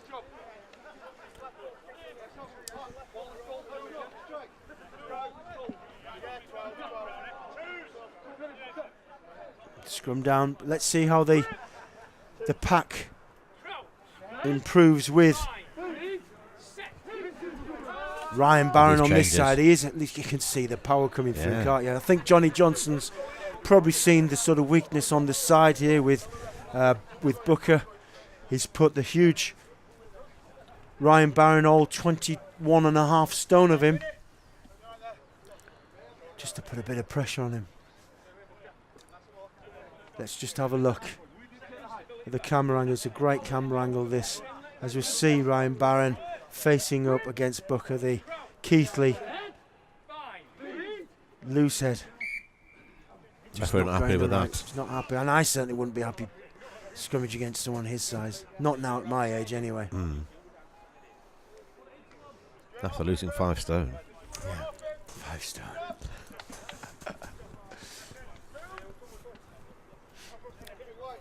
So Smith, ball in hand, just waiting for the referee to step out the way. You'll see the ball as at this angle. You'll see the ball just push through to the second row. He's not going anywhere, Barron is. He's going nowhere. That just gives a great platform. Attacking the line. That's nice. They've got a man over on this side. That's high. Was that a high shot? Referee didn't see it. Smith takes it in. He'll always get the ball back, Smith.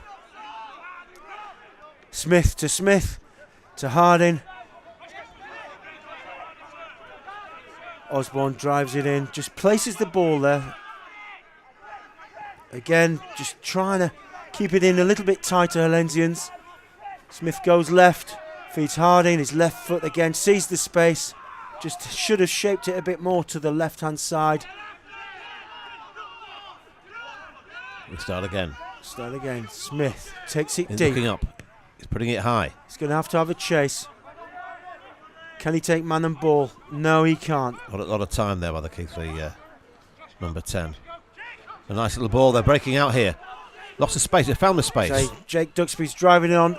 That's a cracking hit. Great hit there by the Rugby League converts. The ball's still alive though.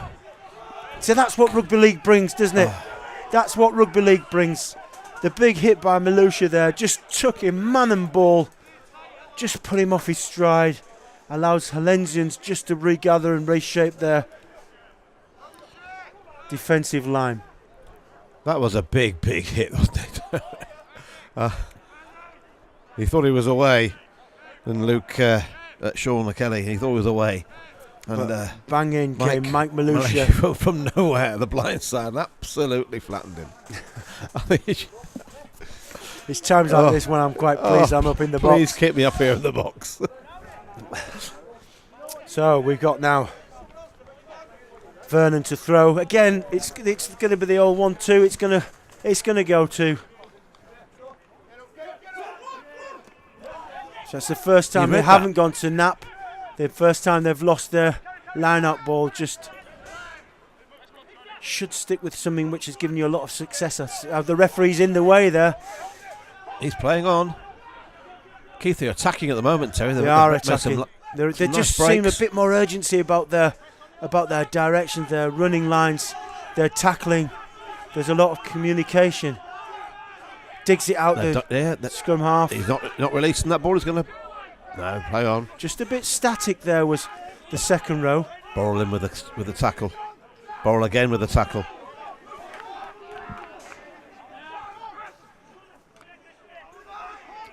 That's what JJ Burrell does, add a bit of defence.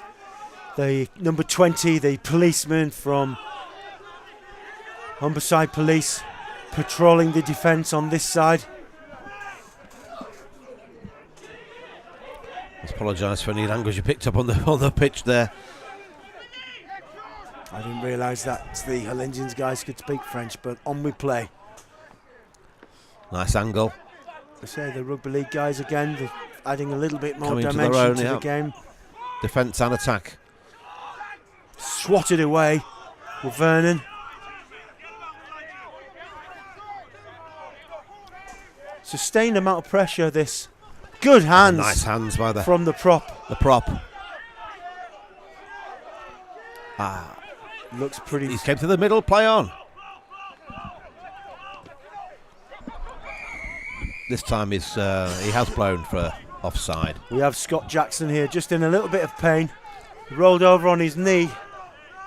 I suspect we do need to keep him on the pitch. Hullensians have made some earlier changes, so it's early on in the game, 51 minutes in. He does look in a bit of pain, does the Hullensians number 6. And the same for James Cunningham from Keighley. He took a knock in the same incident, I think.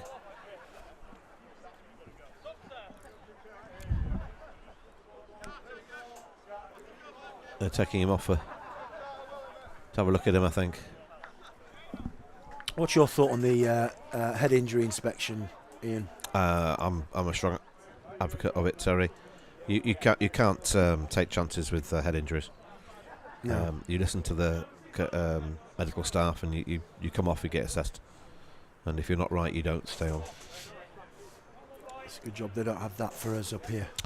Yeah. Okay, Brown kicks the corner. The captain. I think over the years, Terry, they could have taken you off a few times. Yeah, they have indeed.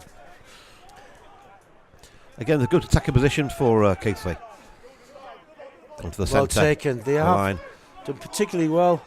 Just Oh, at the that back worked. of the line now. That worked out well for the big prop. And again, they're driving it through. Sugden again. He's having a big game. To shore up this. Yeah, oh, yeah. I think he's scored there. He did score there. He did. He stretched out. He did. found the line. Absolutely. Number 8 again. That's 2 tries for Sugden today. He has done particularly well in that close quarter. Just he knows where the try line is, doesn't he? He knows what to do around that area. Big, strong lad. I think they'll be disappointed with themselves there.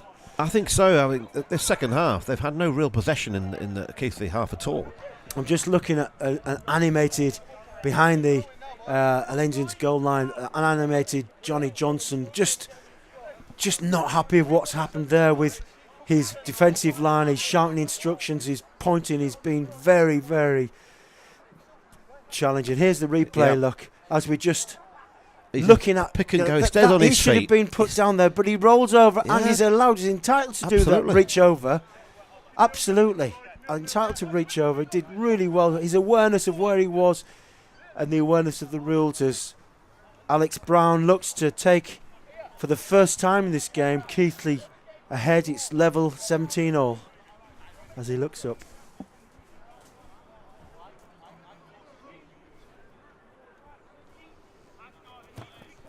He struck that well.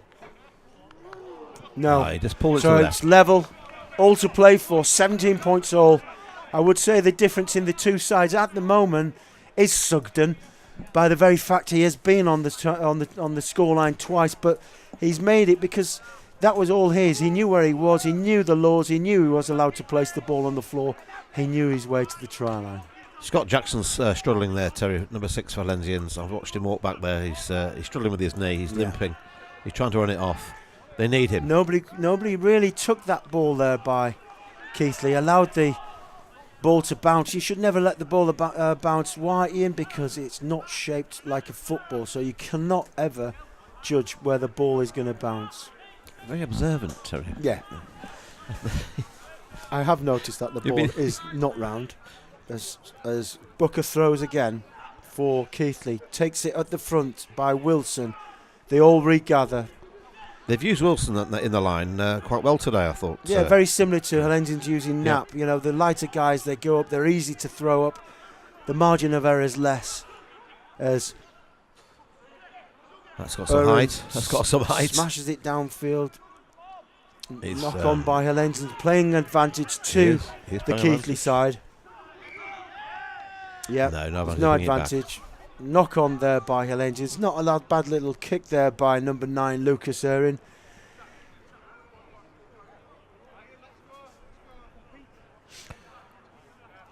It's frustrating at this half of Hullensians. They haven't any real position to build from. They haven't been in Keighley's half much at all. No, but I say just very quickly to sponsors, some of our sponsors for the day, and CGS Scaffolding, and who have helped us today. Lawn and Order in the left-hand side, GCS Scaffolding, Lawn and Order in the left-hand side at the bottom there. You know, thanks to these guys for helping with the finances and sponsoring towards today's game. Anyway, back to the game as Keighley take it on. It's just can't come a bit of a battle of attrition between the forwards now, and Keighley forwards just having that strength in weight. I think they feel they got the edge there. Yeah, I think they have. You know, maybe those substitutions were made a little bit too early as Langford feeds on to little run around. Smith and he's running into trouble. He has run into trouble. Strong defence by Keighley. They read that position, that play really well. They're holding it up. He's been held up. It's scrum if he doesn't get this to the ground. Smith on number 19, Tony Smith, use it once. They have to try and release this ball. They don't. It was always, all day long, was Langford going to get caught ball in hand. He was running against 3 of the bigger lads. That's one of the things about Josh. Great, fast feet, great with the ball in his hands. Having said that, he runs into traffic. Certainly 3 of the bigger lads from Keighley, he's always going to get held up, isn't he? He was on his own all the time. They played a little runaround, and I don't see the reason for a runaround. It just takes extra time. Yeah, and it allows the defence to come up quicker. Absolutely, yeah. For me, I would have had the bigger, more robust Malusha and Bloomfield driving the ball in just to set it up again. As the scrum half for Keighley puts it in, and he's penalised Keith for putting that scrum down on the open side. Well, we can't see what was happening on that side, but he was there. I'll bow to his better judgment. He was right there. You could see it as Harding tries to get Hullensians back into the Keighley half. That's a relieving penalty for them, yeah. And indeed, we are in the Keighley half for one of the first times in the second half. We are 17 points all, 58 minutes gone, just coming up to the final quarter of this game. It's certainly in the balance, and certainly Hullensians are requiring another win. Both teams losing last week. Taken by Nap off the top, knocked backwards. Referee is getting involved, and he's saying play on with that. Did that go backwards? It did go backwards. Listen to the referee, please. I am listening to the Stolen referee. there by the scrum half. The knock on though, the advantage there for Hullensians. I tell you, it's scrum half. Lucas Owen, he is a bit of a handful, isn't he? You know, just in the middle. He has no right to steal that off the Hullensians forward. Hullensians forwards are going to be particularly disappointed with themselves there.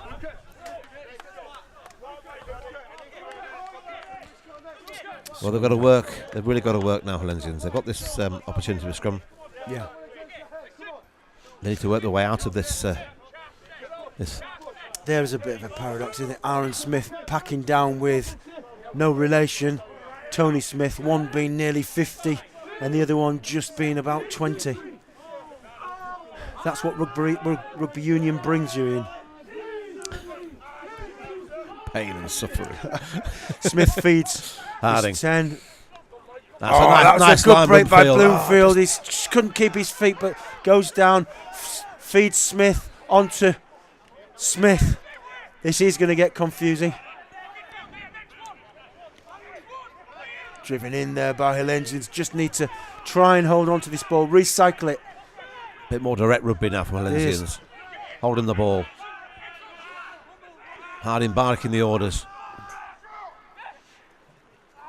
But it's there's just a loose not getting pass. forward. A loose pass. It's going to put good step by that Harding. worked well. Unlucky. Went backwards, play on. It wasn't. He knocked it backwards. The referee's playing advantage.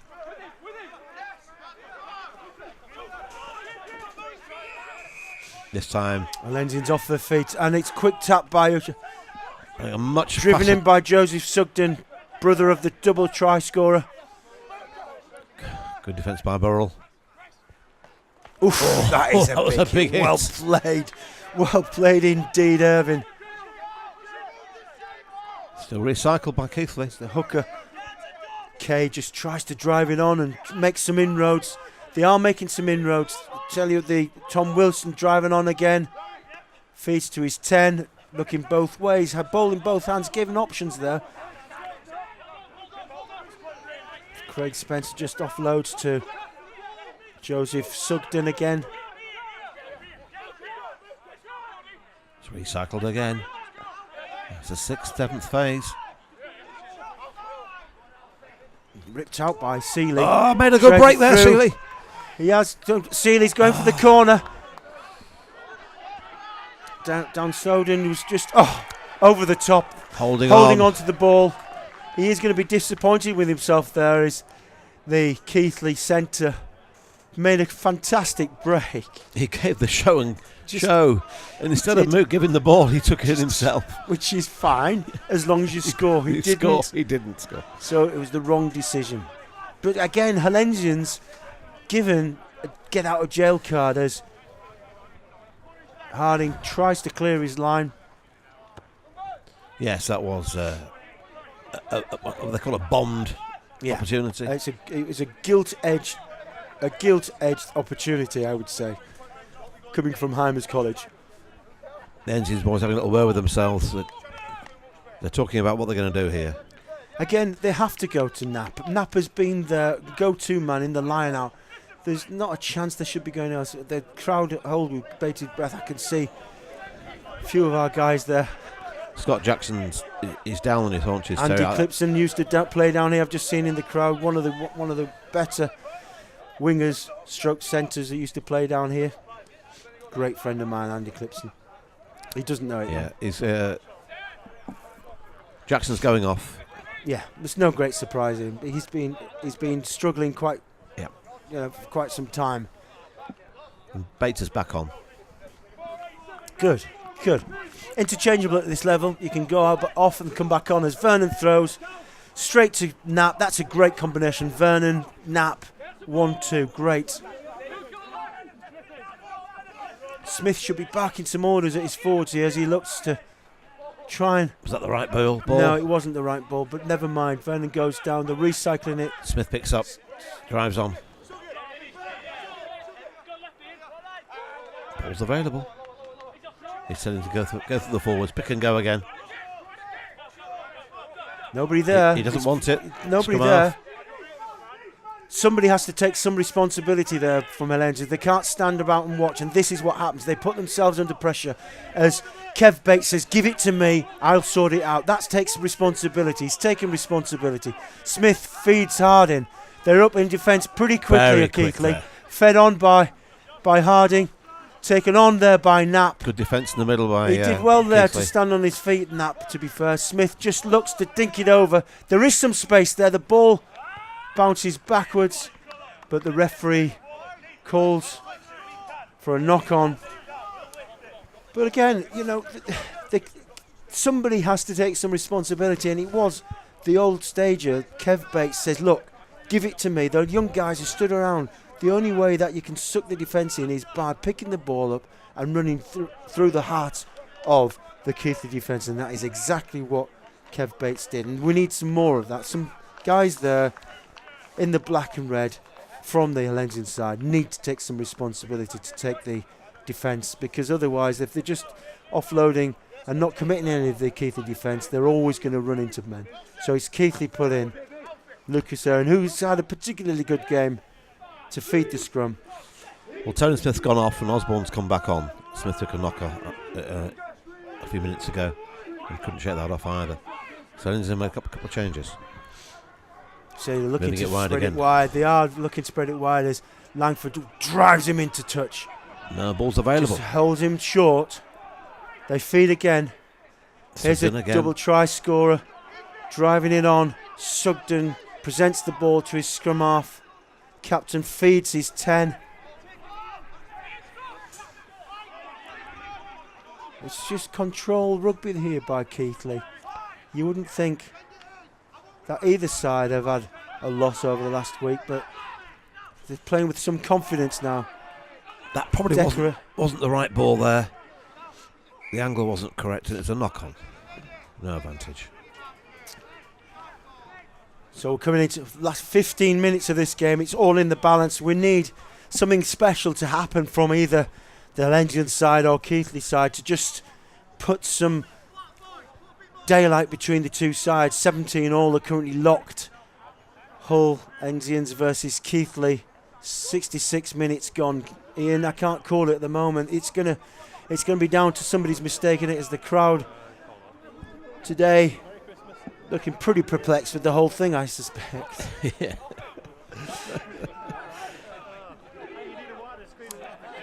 So it is looking at the crowd there. Oh, that is a big scrum by Keighley.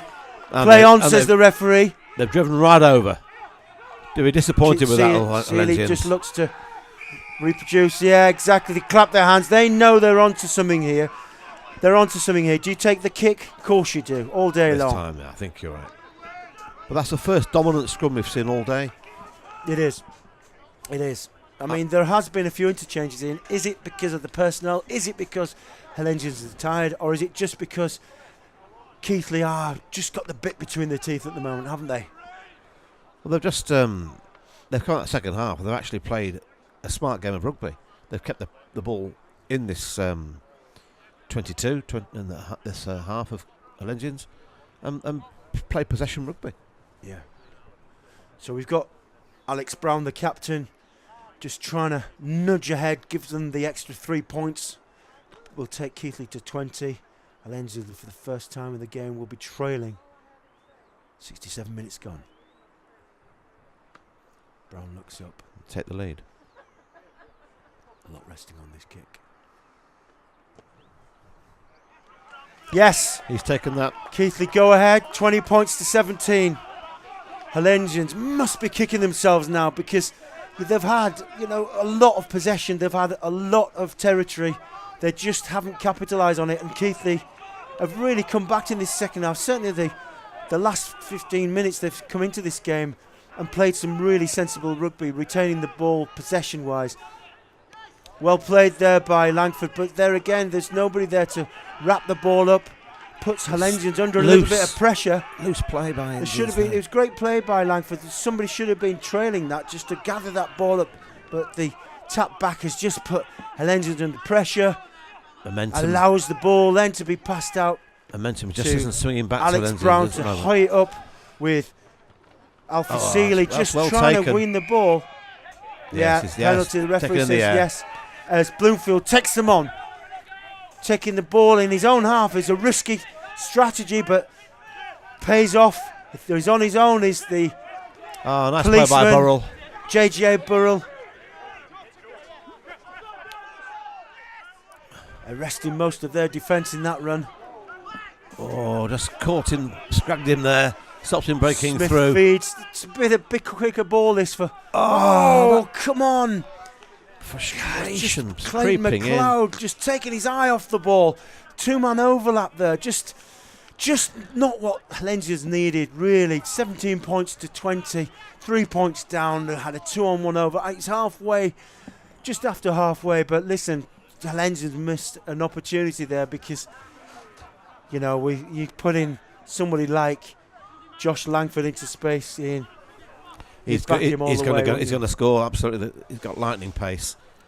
Just Josh. To recap on today's game, we got the first try by Josh Langford, a quick tap, went into the corner, converted.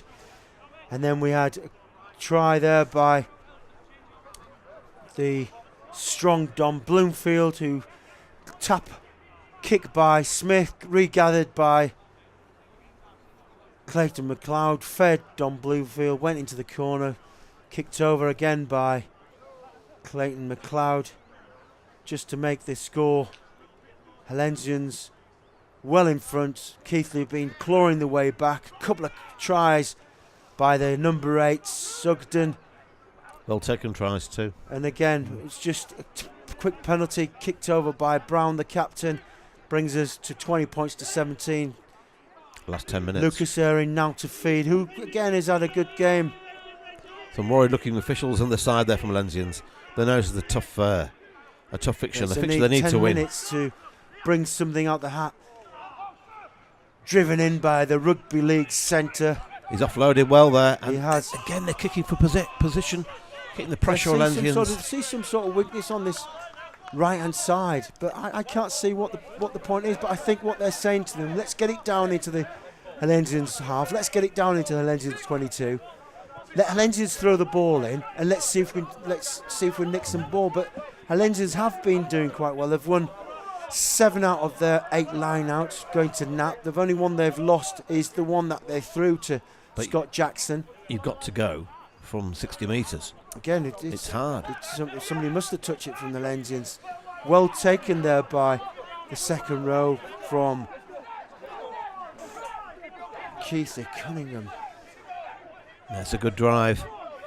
Good maul from the Keighley look up. pack. Does Lucas Ehring, feeds his 10. Taking it route 1. Good Again, quick recycling. They're on here. They're still on the 3-on-2 on the right-hand side. Pulled over by JJ Burrell. Driven in again by Keighley. They are going to keep it tight. Recycled again. They're not going to go much further out, are they, the boys here? Tom Wilson feeds his 10. Taken in again by Cunliffe. Osborne. Read that row.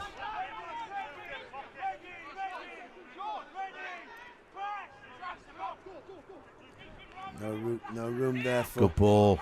Run into his own man, but Luke Carter drives it on. Wilson again takes He's it on. had a good game, this young Wilson. Wilson. He has. Fed out again. They're on here. Can they get on the outside? It's a bit of a high tackle. He shrugged off. He has shrugged off. Can he get into the corner? I think he has. Yes, he can. Driven. Yes, he can. That is a decisive, really decisive try there by the winger. He took that Don't really tell well. me it's Sugden. It can't be. No, it can't be Sugden. His brother. No, please. Let's have a look at the number. Goodness me, I tell you now. He took that well. He rode the tackles there. He did. He stood up. He wasn't held. 19.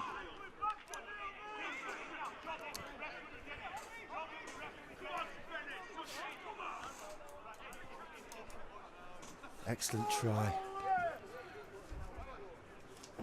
Not quite sure who got that. Was it the winger? It was Dave Smith.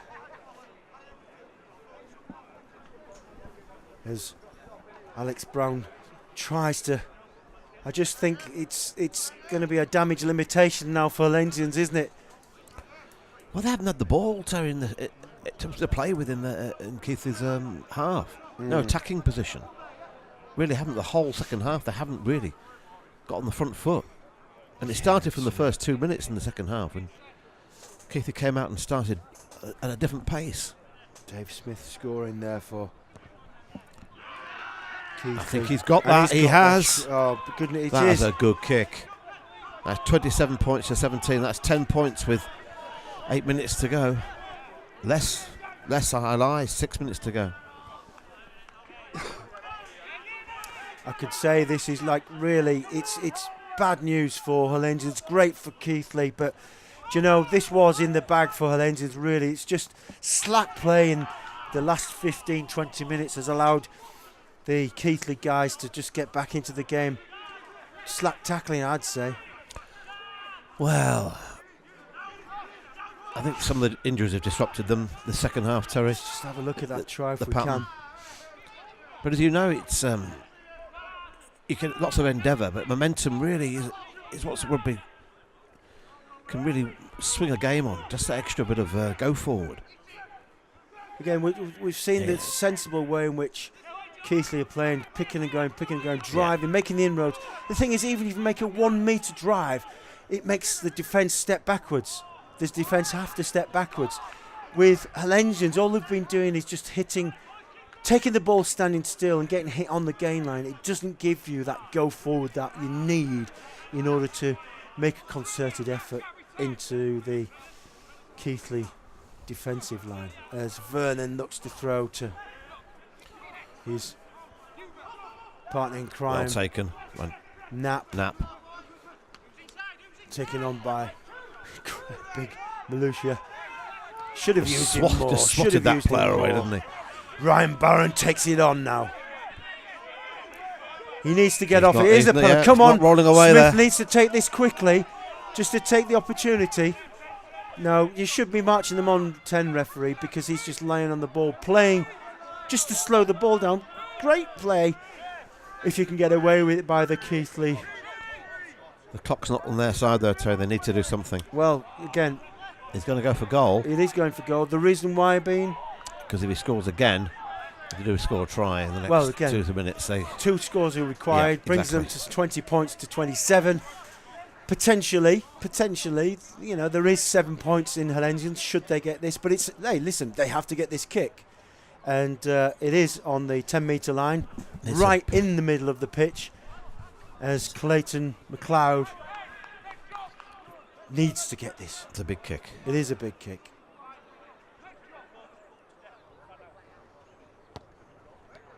He struck it well. He has struck it well. Yes, he has. All on now for the last 3 minutes. the chances of Hullensians scoring, though, pretty slim. Having said that, never say never in rugby union. You never know what's going to happen. No. They have to regather this from the kick. Yes, they do. Absolutely. Secure possession and move the ball. Smith. Talking about his dad earlier on. We need to regather this, Hullensians. We need to really make something out of nothing in the last 3 minutes. Really want Hullensians to get something out of this game. I love Hullensians. It's a great family amateur club. As taken in by Kev Bates. If anybody want it to go to, you do want it to go to Kev Bates. As he drives it on. Smith looks to distribute the ball. They need to do something pretty much quick as Ryan Barron takes it on. Just sucks drives it on. He needs to stay away from the touchline. He does just that as Smith feeds Kev Bates. JJ Burrow drives it on. He's got some good left speed. Get out the way, referee, please. That is not what you want. As a referee, 52 years old, you do not want PC JJ Burrell from Humberside Police running at 100% into you. But it's a disappointing outcome, that really, because they'd made some inroads there. JJ Burrell had Kev Bates on his outside. Well, they've got an attacking platform, or better than a half, but they can see the space. Yeah. Sometimes it is a good thing to run at the referee. Sometimes you get away from it. As Hullensians just look to Kev Bates looks to just pirouette out of the tackle and does that, just feeds his scrum half. Scrum's been under pressure the second half there, Terry. We don't need to be kicking it here. We just need to be holding it, try and recycle the ball. There's nothing on there for Hullensians. Just killed a couple of more minutes and haven't got times against them. 79 minutes gone out this game. You just don't want the ball going into touch. Why? You can see the Hullensians spectators. Why are you kicking into touch? Why are you kicking into touch? Is the question they're shouting, and why indeed, Ian? A deep kick would have been there. Yeah, well, just not kicking it at all. Keep the ball in hand. The game's not finished until there's a knock on. And the better option. Goes to their go-to man, Tom Wilson. You can bet your bottom dollar, hold on to this for the next 35 seconds. 20 points to 27. The game not in the balance at the moment. You can say that Keighley. Oh, the charge down. And it's a loose ball. This is where. This is offside. Was that offside? Hullensians need to try and win the ball. There's another 5 seconds left of this game. Normal time. Probably kicked out a little bit too early. Hullensians last throw of the dice. There's just on 80 minutes. They have got time for this line out. It is going to be a Vernon to Knapp combination. Probably catch, drive, try and hit it in midfield with either Broomfield or the Minutia driving it in. This is all in the balance. They've shortened the line out. It's an overthrow. It's not what they wanted. Gathered by the captain. Keighley, captain 10. And Sugden man again picks the ball up. Just drives into the heart of man of the match today. I mean, Naps for me has had a great game in the line-out. Also, when you look at Kev Bates as being off and then back on again, but you can't ignore someone who scored 2 tries and led from the front. Sugden has had a great game, but also Lucas Aaron has had a really good game from 9. He's orchestrated a lot of the attacking stuff.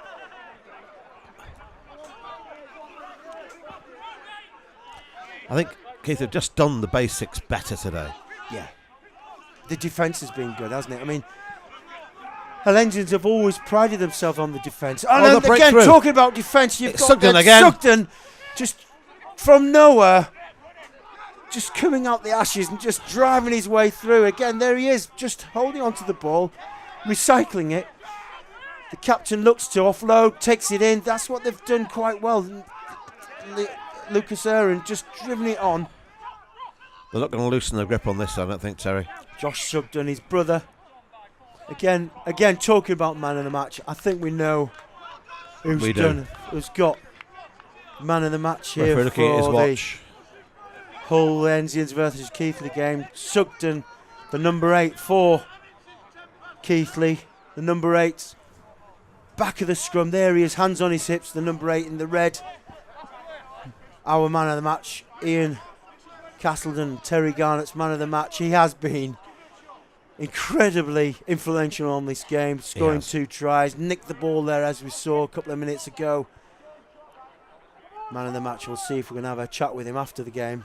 But listen, just disappointing for Hullensians, 2 losses on the bounce, but more disappointingly at home, because Hullensians have been good at home. They have, and the the second years half, gone by. they'll look back on the second half and they'll watch this again, and they'll look at the Johnny Johnson, I know, was going to be disappointed with where they've let themselves with down the a little defence. bit. Yeah. And Darren Booth is going to have something to He say will about have their big defence. words, I think. Yeah, There's a it kick goes out, out, that's kick it. out again. That is the game That is. done. That is the game dusted. 20 points to 27. They do rejoice. They have every right to rejoice. The Keighley guys, off the back of a loss last week. 20 points to 27. Yeah, they're shaking hands there, and you know, the Hullensians are going to be disappointed. You know, you look back to things like Chris Smith's knock on very early on in the first half. You know, it was an unforced error. He knocked it on. From that, they had a scrum, 2 passes, they scored. You know, they should have. There he is, the man of the match. Yes, he does smile. Yes, he takes the congrats from his mates. Yes, he has had a good game. But just looking at small errors, I don't like to pick any individual thing out. But you know, for me, I just think Hullensians, disappointingly, their defence wasn't up to what I would expect their defence to be. No, today I think second half in particular. I keep mentioning second half, but where it all went wrong for Hullensians, they're turning around 17 points to 12 at half time. Liam Taylor, the referee there, very quickly in. He had a good game actually. I mean, I don't know about the players. Certainly from up here, the highway engineer from Hullensians, the ex-inside centre, he had a good game. He bossed it well today. He played good advantage, but listen, they all run through the tunnel. Great, tradition that rugby union has. Whatever happens on the pitch, you go through the tunnel. But again, just very disappointed for the young side, Keighley there. Well, Bit both pleased sides with are that. young. Both sides are very, very young. Yes, indeed. So enjoying the moment. Disappointed Hullensians there. Again, for me, why didn't they use their midfield a bit more? Why didn't they use Don Broomfield, Mike Malusia, just to crash it on? I just thought they missed an opportunity there. Ian. They had good first phase ball from the combination of Andy Vernon throwing to Jordan Knapp off the top. Smith should have gone to the 10, missed the man, hit it midfield. Bish bash bosh. Create something there, get some inroads, but they didn't do that. Second half, they didn't have the ball to play with. I think Keighley sucked the life out of them with their pick and goes, with their retention. Yeah. And they pinned Engines down in their own half consistently in the second half. And they never actually really got a chance to get going. Yeah. I mean, again, this is, like I said, they'll be talking about, it'll be 2 different camps. The Keighley guys, 27 points. Well done, guys. We've won a very important game away. The Hullensians guys all together saying, guys, come on, we're going to have to do something for next week. But Johnny Johnson probably barking some instructions out in there. But listen. We'll have a break and we'll go down to the pitch side and let's talk go to to a people. commercial break. We'll speak to you after the commercial break. Don't go away. Welcome to Camelot Cars, your local used car specialist. This is Hannah from Close Brothers Motor Finance. Last year, Close Brothers Motor Finance helped 88,000 people buy their next vehicle. All of our cars are sold with 12 months MOT and 6 months warranty. This is David from our warranty company. We manage warranty claims for thousands of dealers, not least of which is Camelot Cars. Camelot Cars, your local trusted car dealer. Purchase your dream home at the Wolds Retreat, a new residential park home for the 50s plus. Set in the beautiful Lincolnshire Wolds, a designated area of outstanding natural beauty. All homes are fully furnished and on full main services. Part exchange welcome. To find out more, call us today on 01977 782 190 or visit greensparkhomes.co.uk. Auto Tints and Shady Days are your home and vehicle window tint specialists. With over 15 years of experience, our high-quality film applications stop glare, reduce heat, add privacy, increase safety and prevent fading throughout your car, home, shop front or conservatory. For more information, you can check out our Facebook page, visit www.autotinter.co.uk or call us on 01472 827 775. We're not your average window tinting company. Hard water doesn't just affect how your home looks, it can also affect how your appliances and central heating system works. A water softener can solve these issues. Water softeners can reduce the cost of bills, increase the lifespan of appliances and give you softer skin and shinier hair.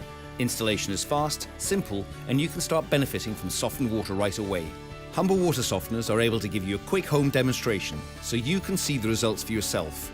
Protect your pipes and appliances today by contacting Humber Water Softeners. Welcome back to Hullensians Rugby Club. We've got the man of the match from Keighley, where Keighley won 27 points to 20 against Hullensians here on Springhead Lane in Anderby Hull. We've got the man of the match, Sugden, the number 8. Congratulations. Thank you. So tell me, we were playing this afternoon, you managed to get a brace of tries towards the end there. It was hanging in the balance, you managed to sneak through and run 20-30 yards.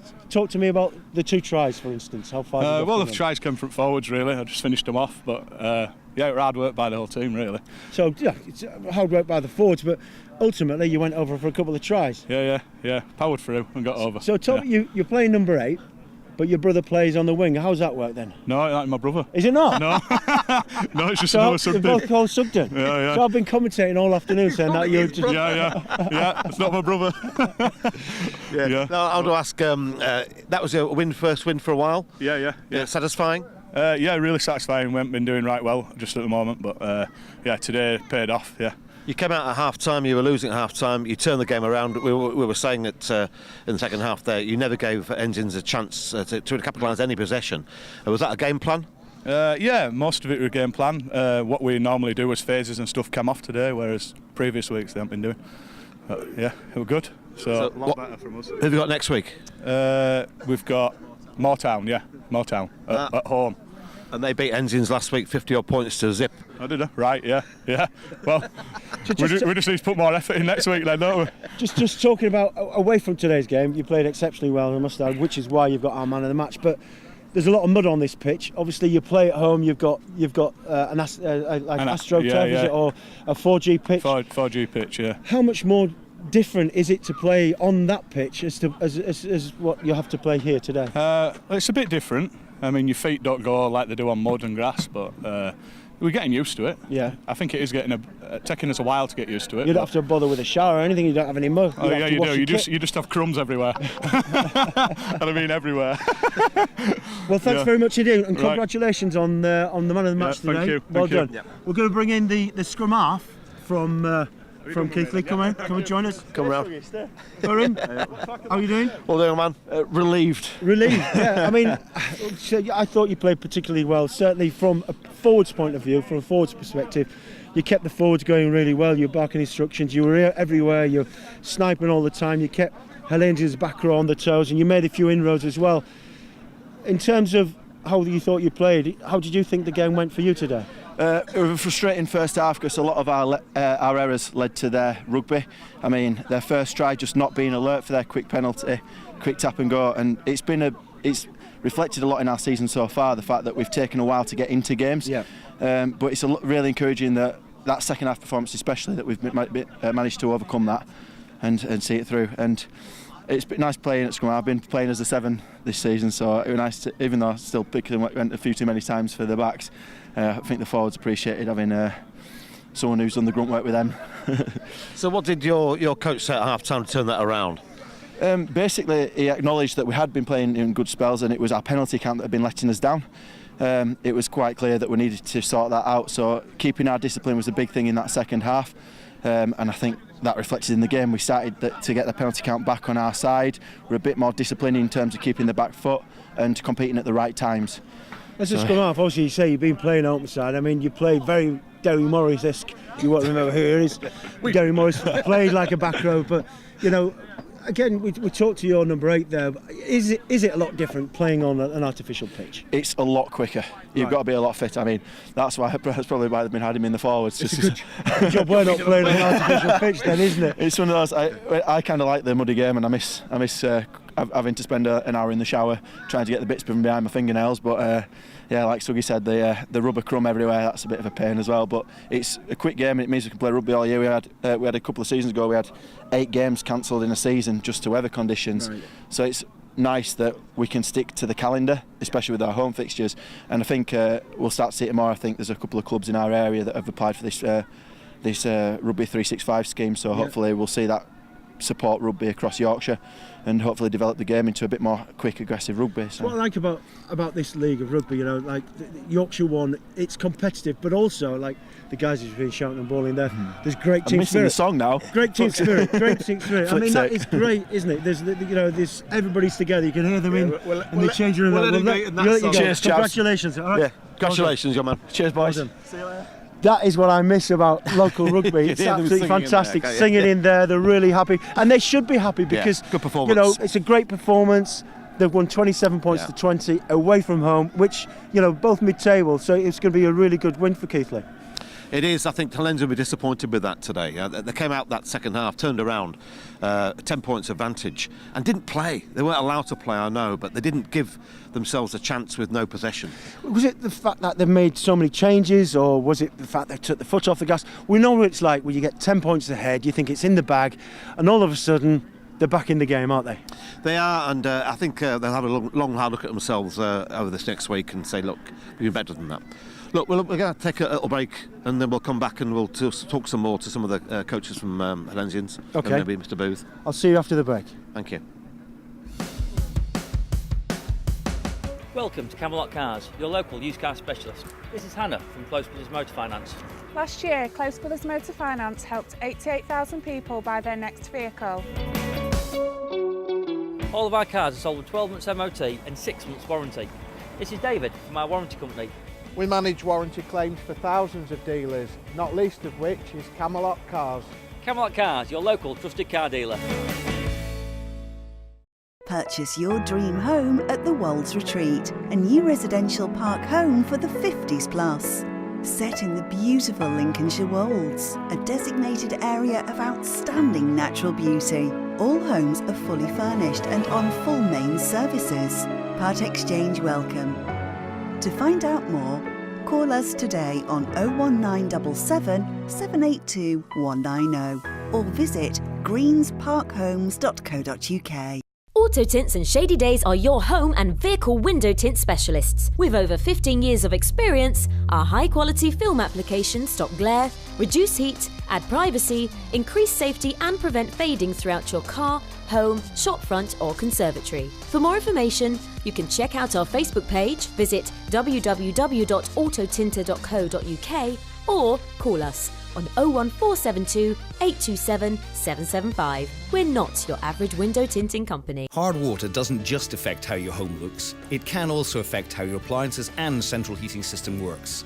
A water softener can solve these issues. Water softeners can reduce the cost of bills, increase the lifespan of appliances and give you softer skin and shinier hair. Installation is fast, simple, and you can start benefiting from softened water right away. Humber water softeners are able to give you a quick home demonstration so you can see the results for yourself. Protect your pipes and appliances today by contacting Humber water softeners. Welcome back to Hullensians. We're joined by the Keighley coach Dave Duxbury himself, the man, a very relieved man, very happy man. Definitely. So where did that turn around for you?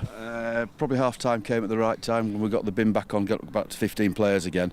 Bin was well deserved, way too many penalties given away in the first half. Got to just settle them down and they stopped giving the penalties away and we started to play a little bit smarter with the territory in the second half and just turned a bit of pressure on us as we had turned onto us in the first half.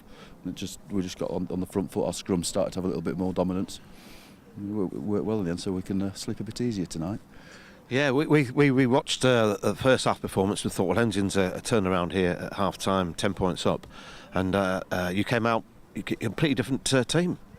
Yeah, it's funny when we've been doing sort of short spells this year, sort of 20 minutes and then switching off, and I think we decided to have a 40-minute switch off in the first half. Our discipline was poor, as I say. In the second half, we actually had more oomph. It's my first season down at Keighley. I've coached in numerous other areas at first, and the one thing that playing Keighley always used to be, they used to be play with heart and passion, and that's what they got in the second half, with some real discipline and controlled play.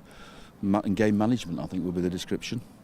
I was going to mention the game management because the 9-10 combination you've got the captain at 10, you've got your scrum half, who actually we've just found out plays a lot at 7. Yes. And he played very, well, you'll know Derry Morris, very similar to Derry Morris. Yep. So, and when it's slightly muddy, it's actually nice to get a bit of go forward, but your 9 and 10 orchestrated quite a lot of that, didn't they? Lucas has been telling me all year not to forget he's a 9, and by default this week everybody else is not available, so it was the right answer. He had the week off last week, and he plays Derry Morris-esque, and he is abrasive, go forward, not afraid to make decisions.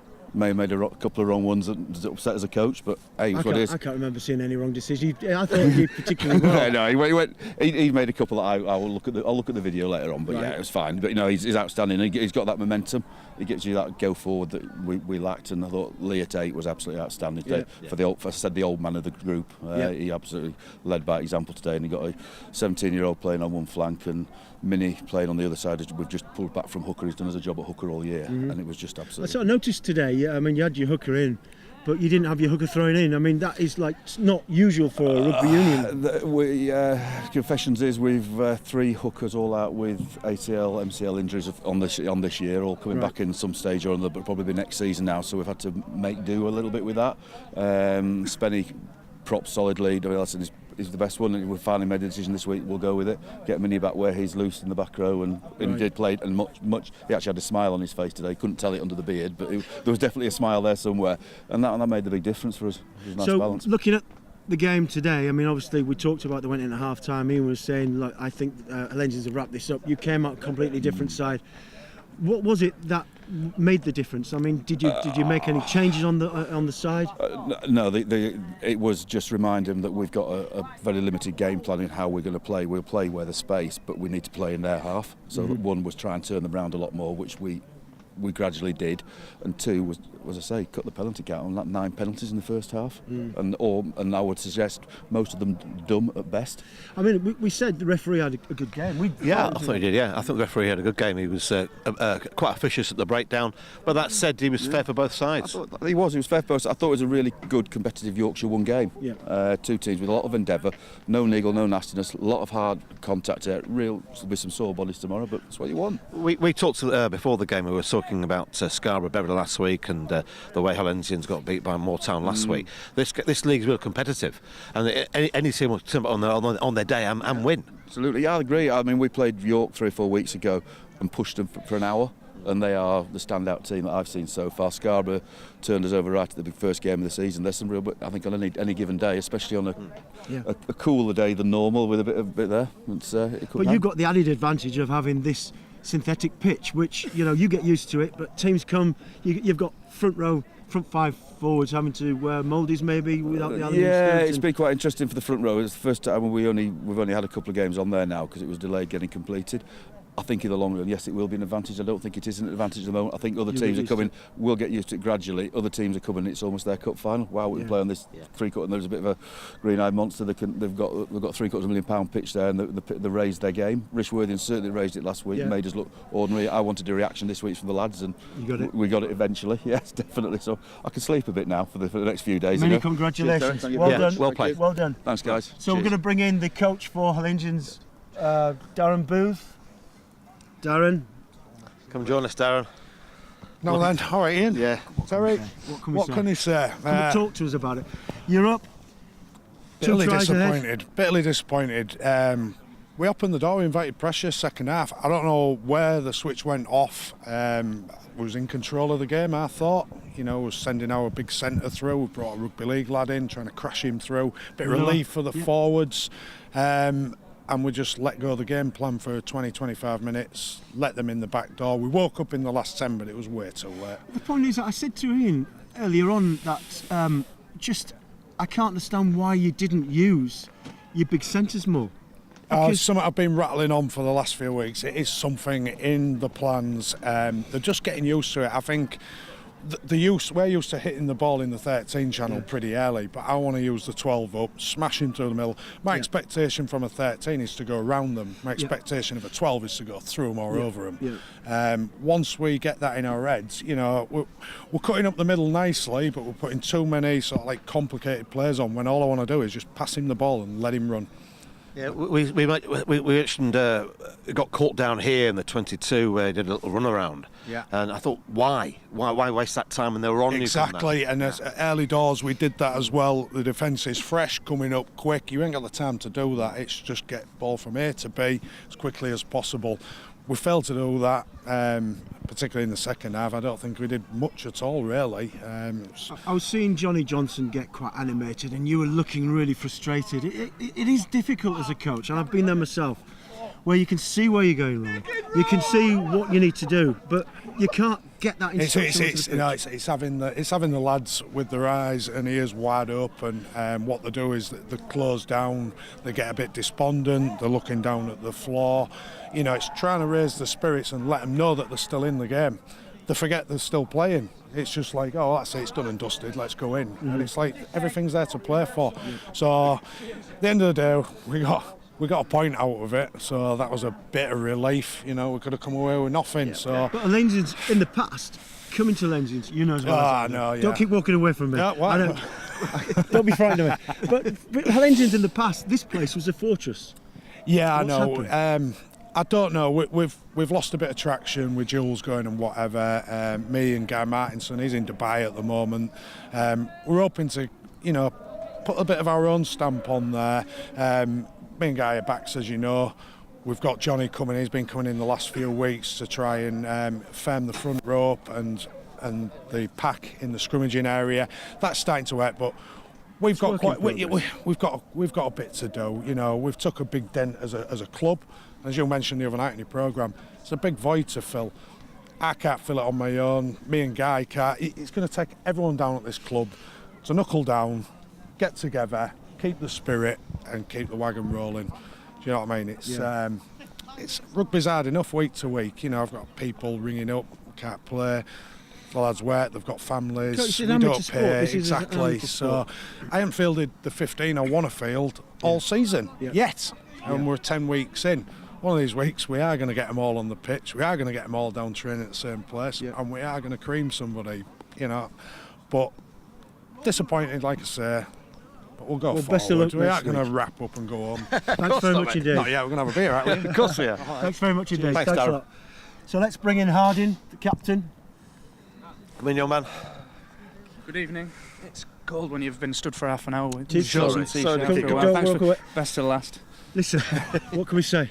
You're looking a bit battered and bruised. Yeah. It was, emotionally as well as physically. Then. Yeah, all over. To be honest, it was tough. It was. We went away from the game plan. To be honest, the first half was good. Played the ball in the right areas, made our tackles. We were tight around the ruck. And in the second half, to be fair to Keighley, they came out at us and really tested us.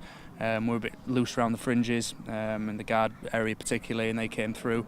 And then they're offloading, and we struggled. We scrambled quite well at times, and we were disappointed with a few of the tries. But we'll gather again on Tuesday and try and put a few wrongs right. Yeah, well, we were talking during the second half, and a few comments we were making saying you're not getting on any position to play rugby. They didn't give you a chance to give any go forward in their half. Yeah. Without the ball in their half, you can't play good attacking rugby. No, you can't, and it was the breakdown particularly. It was a little bit scrappy. Our 9 was struggling to get the ball away at times, and they had quite a fast line, and we couldn't quite play in the right areas that we wanted to. It's difficult because on the pitch we know what we're doing wrong. It's just sometimes hard to actually put it right. Momentum's everything in rugby sometimes, and we're saying they got the momentum and they kept the pressure on, and you have to try and break that momentum. Something has to happen. Yes. And you had a few injuries. We noted Scott Jackson went off, and he's a big player for you. Yeah, Scott's a really good player, and he went off with a knee injury. He does a lot of the dog work around the breakdown, and when he went, there was a bit of a gap to fill.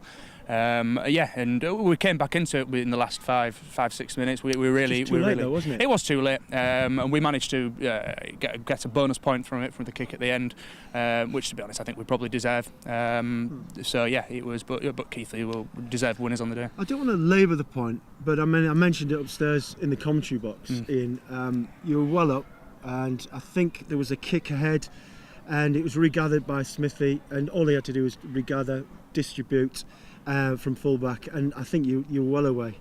He knocked it on, and from that succeeding scrum, they scored. And I think it's small margins that make the difference, and it's unforced errors that put you into a lot of trouble, and unforced errors down here as well. Yeah. And I think if you cut those out, and just capitalise on the strength that you have, you'll do well. Yeah, we've got the makings of a good side here. We've got some really talented players. It is those little errors that are costing us at the moment. And the league, as others have commented, it's a strong league, and you do get punished.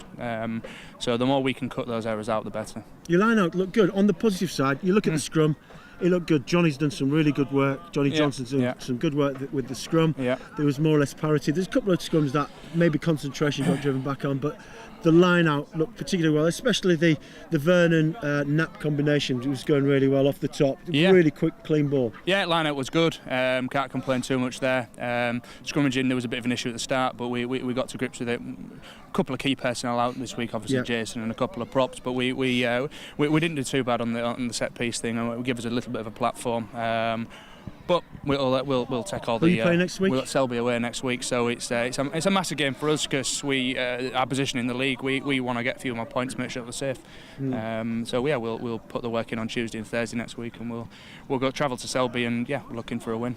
Well, good luck next week. Yeah, good luck. Thank you. All the best. Cheers. Thanks Ian. very much for coming. Thank you very much. Cheers.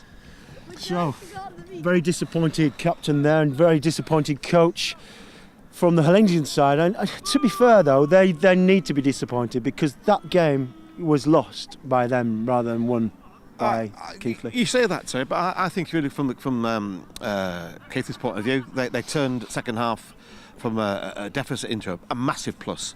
They worked the ball well. They made less silly errors, less penalties, as their coach said, and they deserved that second half. And part of the game.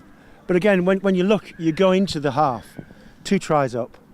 You think to yourself, the game's in the bag, and you've done it as well as I. We've all done it. You think you're up, you don't have to do anything. Then all of a sudden, they get a score into it. Then they get another score, and then you play differently. Start panicking. I think that's what happened to Hullensians. They didn't play to the strengths. They've got some big centres that they didn't use. They got great line-out ball from Knapp. The Vernon Knapp combination off the top. They should have sent some of the big boys in just to create that second phase ball. They should, but they didn't. And that's where rugby is a funny game. 1 minute you think you're on top, everything's going swimmingly, and you think second half we're going to win this because we're winning, we play well. But things change, and momentum. As I said before, momentum's huge in rugby. Yeah. So just looking at the next week, obviously we've got our show. Come and join our show on Wednesday at 8 o'clock, where you'll see the press-up challenge. We're not doing it. We're not doing the press-up challenge. Who have we got on there? Who's coming to talk to us? Oh well, we're hoping to have a rugby referee. Timothy Wrigglesworth is a Premiership referee. I'm having a good friend of mine. I'm trying to organise Timothy Wrigglesworth to come to speak to us. That'd be great. On Wednesday night. Who's refereed at a local level, refereed all the big boys in the Premiership. England captains, everything. He's done everything in rugby union as far as referees concerned. Got to come now. So just very disappointed for the Hullensians here. 20 points to 27, losing at home to Keighley. Keighley over the moon. But again, I think Hullensians, as the season progresses, are going to come back into. They're going to survive, aren't they? I think so. It's a tough league, as I said before. I think they will do. They've got a game against Selby next week, who are currently popping on the league up. So next week's a big game for Hullensians. They've got to go. They've got to take those points. But you can see. We say that. Selby are a good side. I know they're at the foot of the table, but you can just see something strange happening. And Maybe. Hullensians have lost 2 on the bounce. They lost 2 on the bounce, and you never know. Selby could turn something out, couldn't they? Well, we'll see if they'll fix it. We'll see if they can fix it. I'm confident they will. I'm confident they will. We know Johnny, we know Darren. But join us next week. We're going to be watching, hopefully, Tim Wrigglesworth, but watch the press-up challenge. We're going to be leaving you here from Hullensians. 20 points to 27. Have a good day. Take care.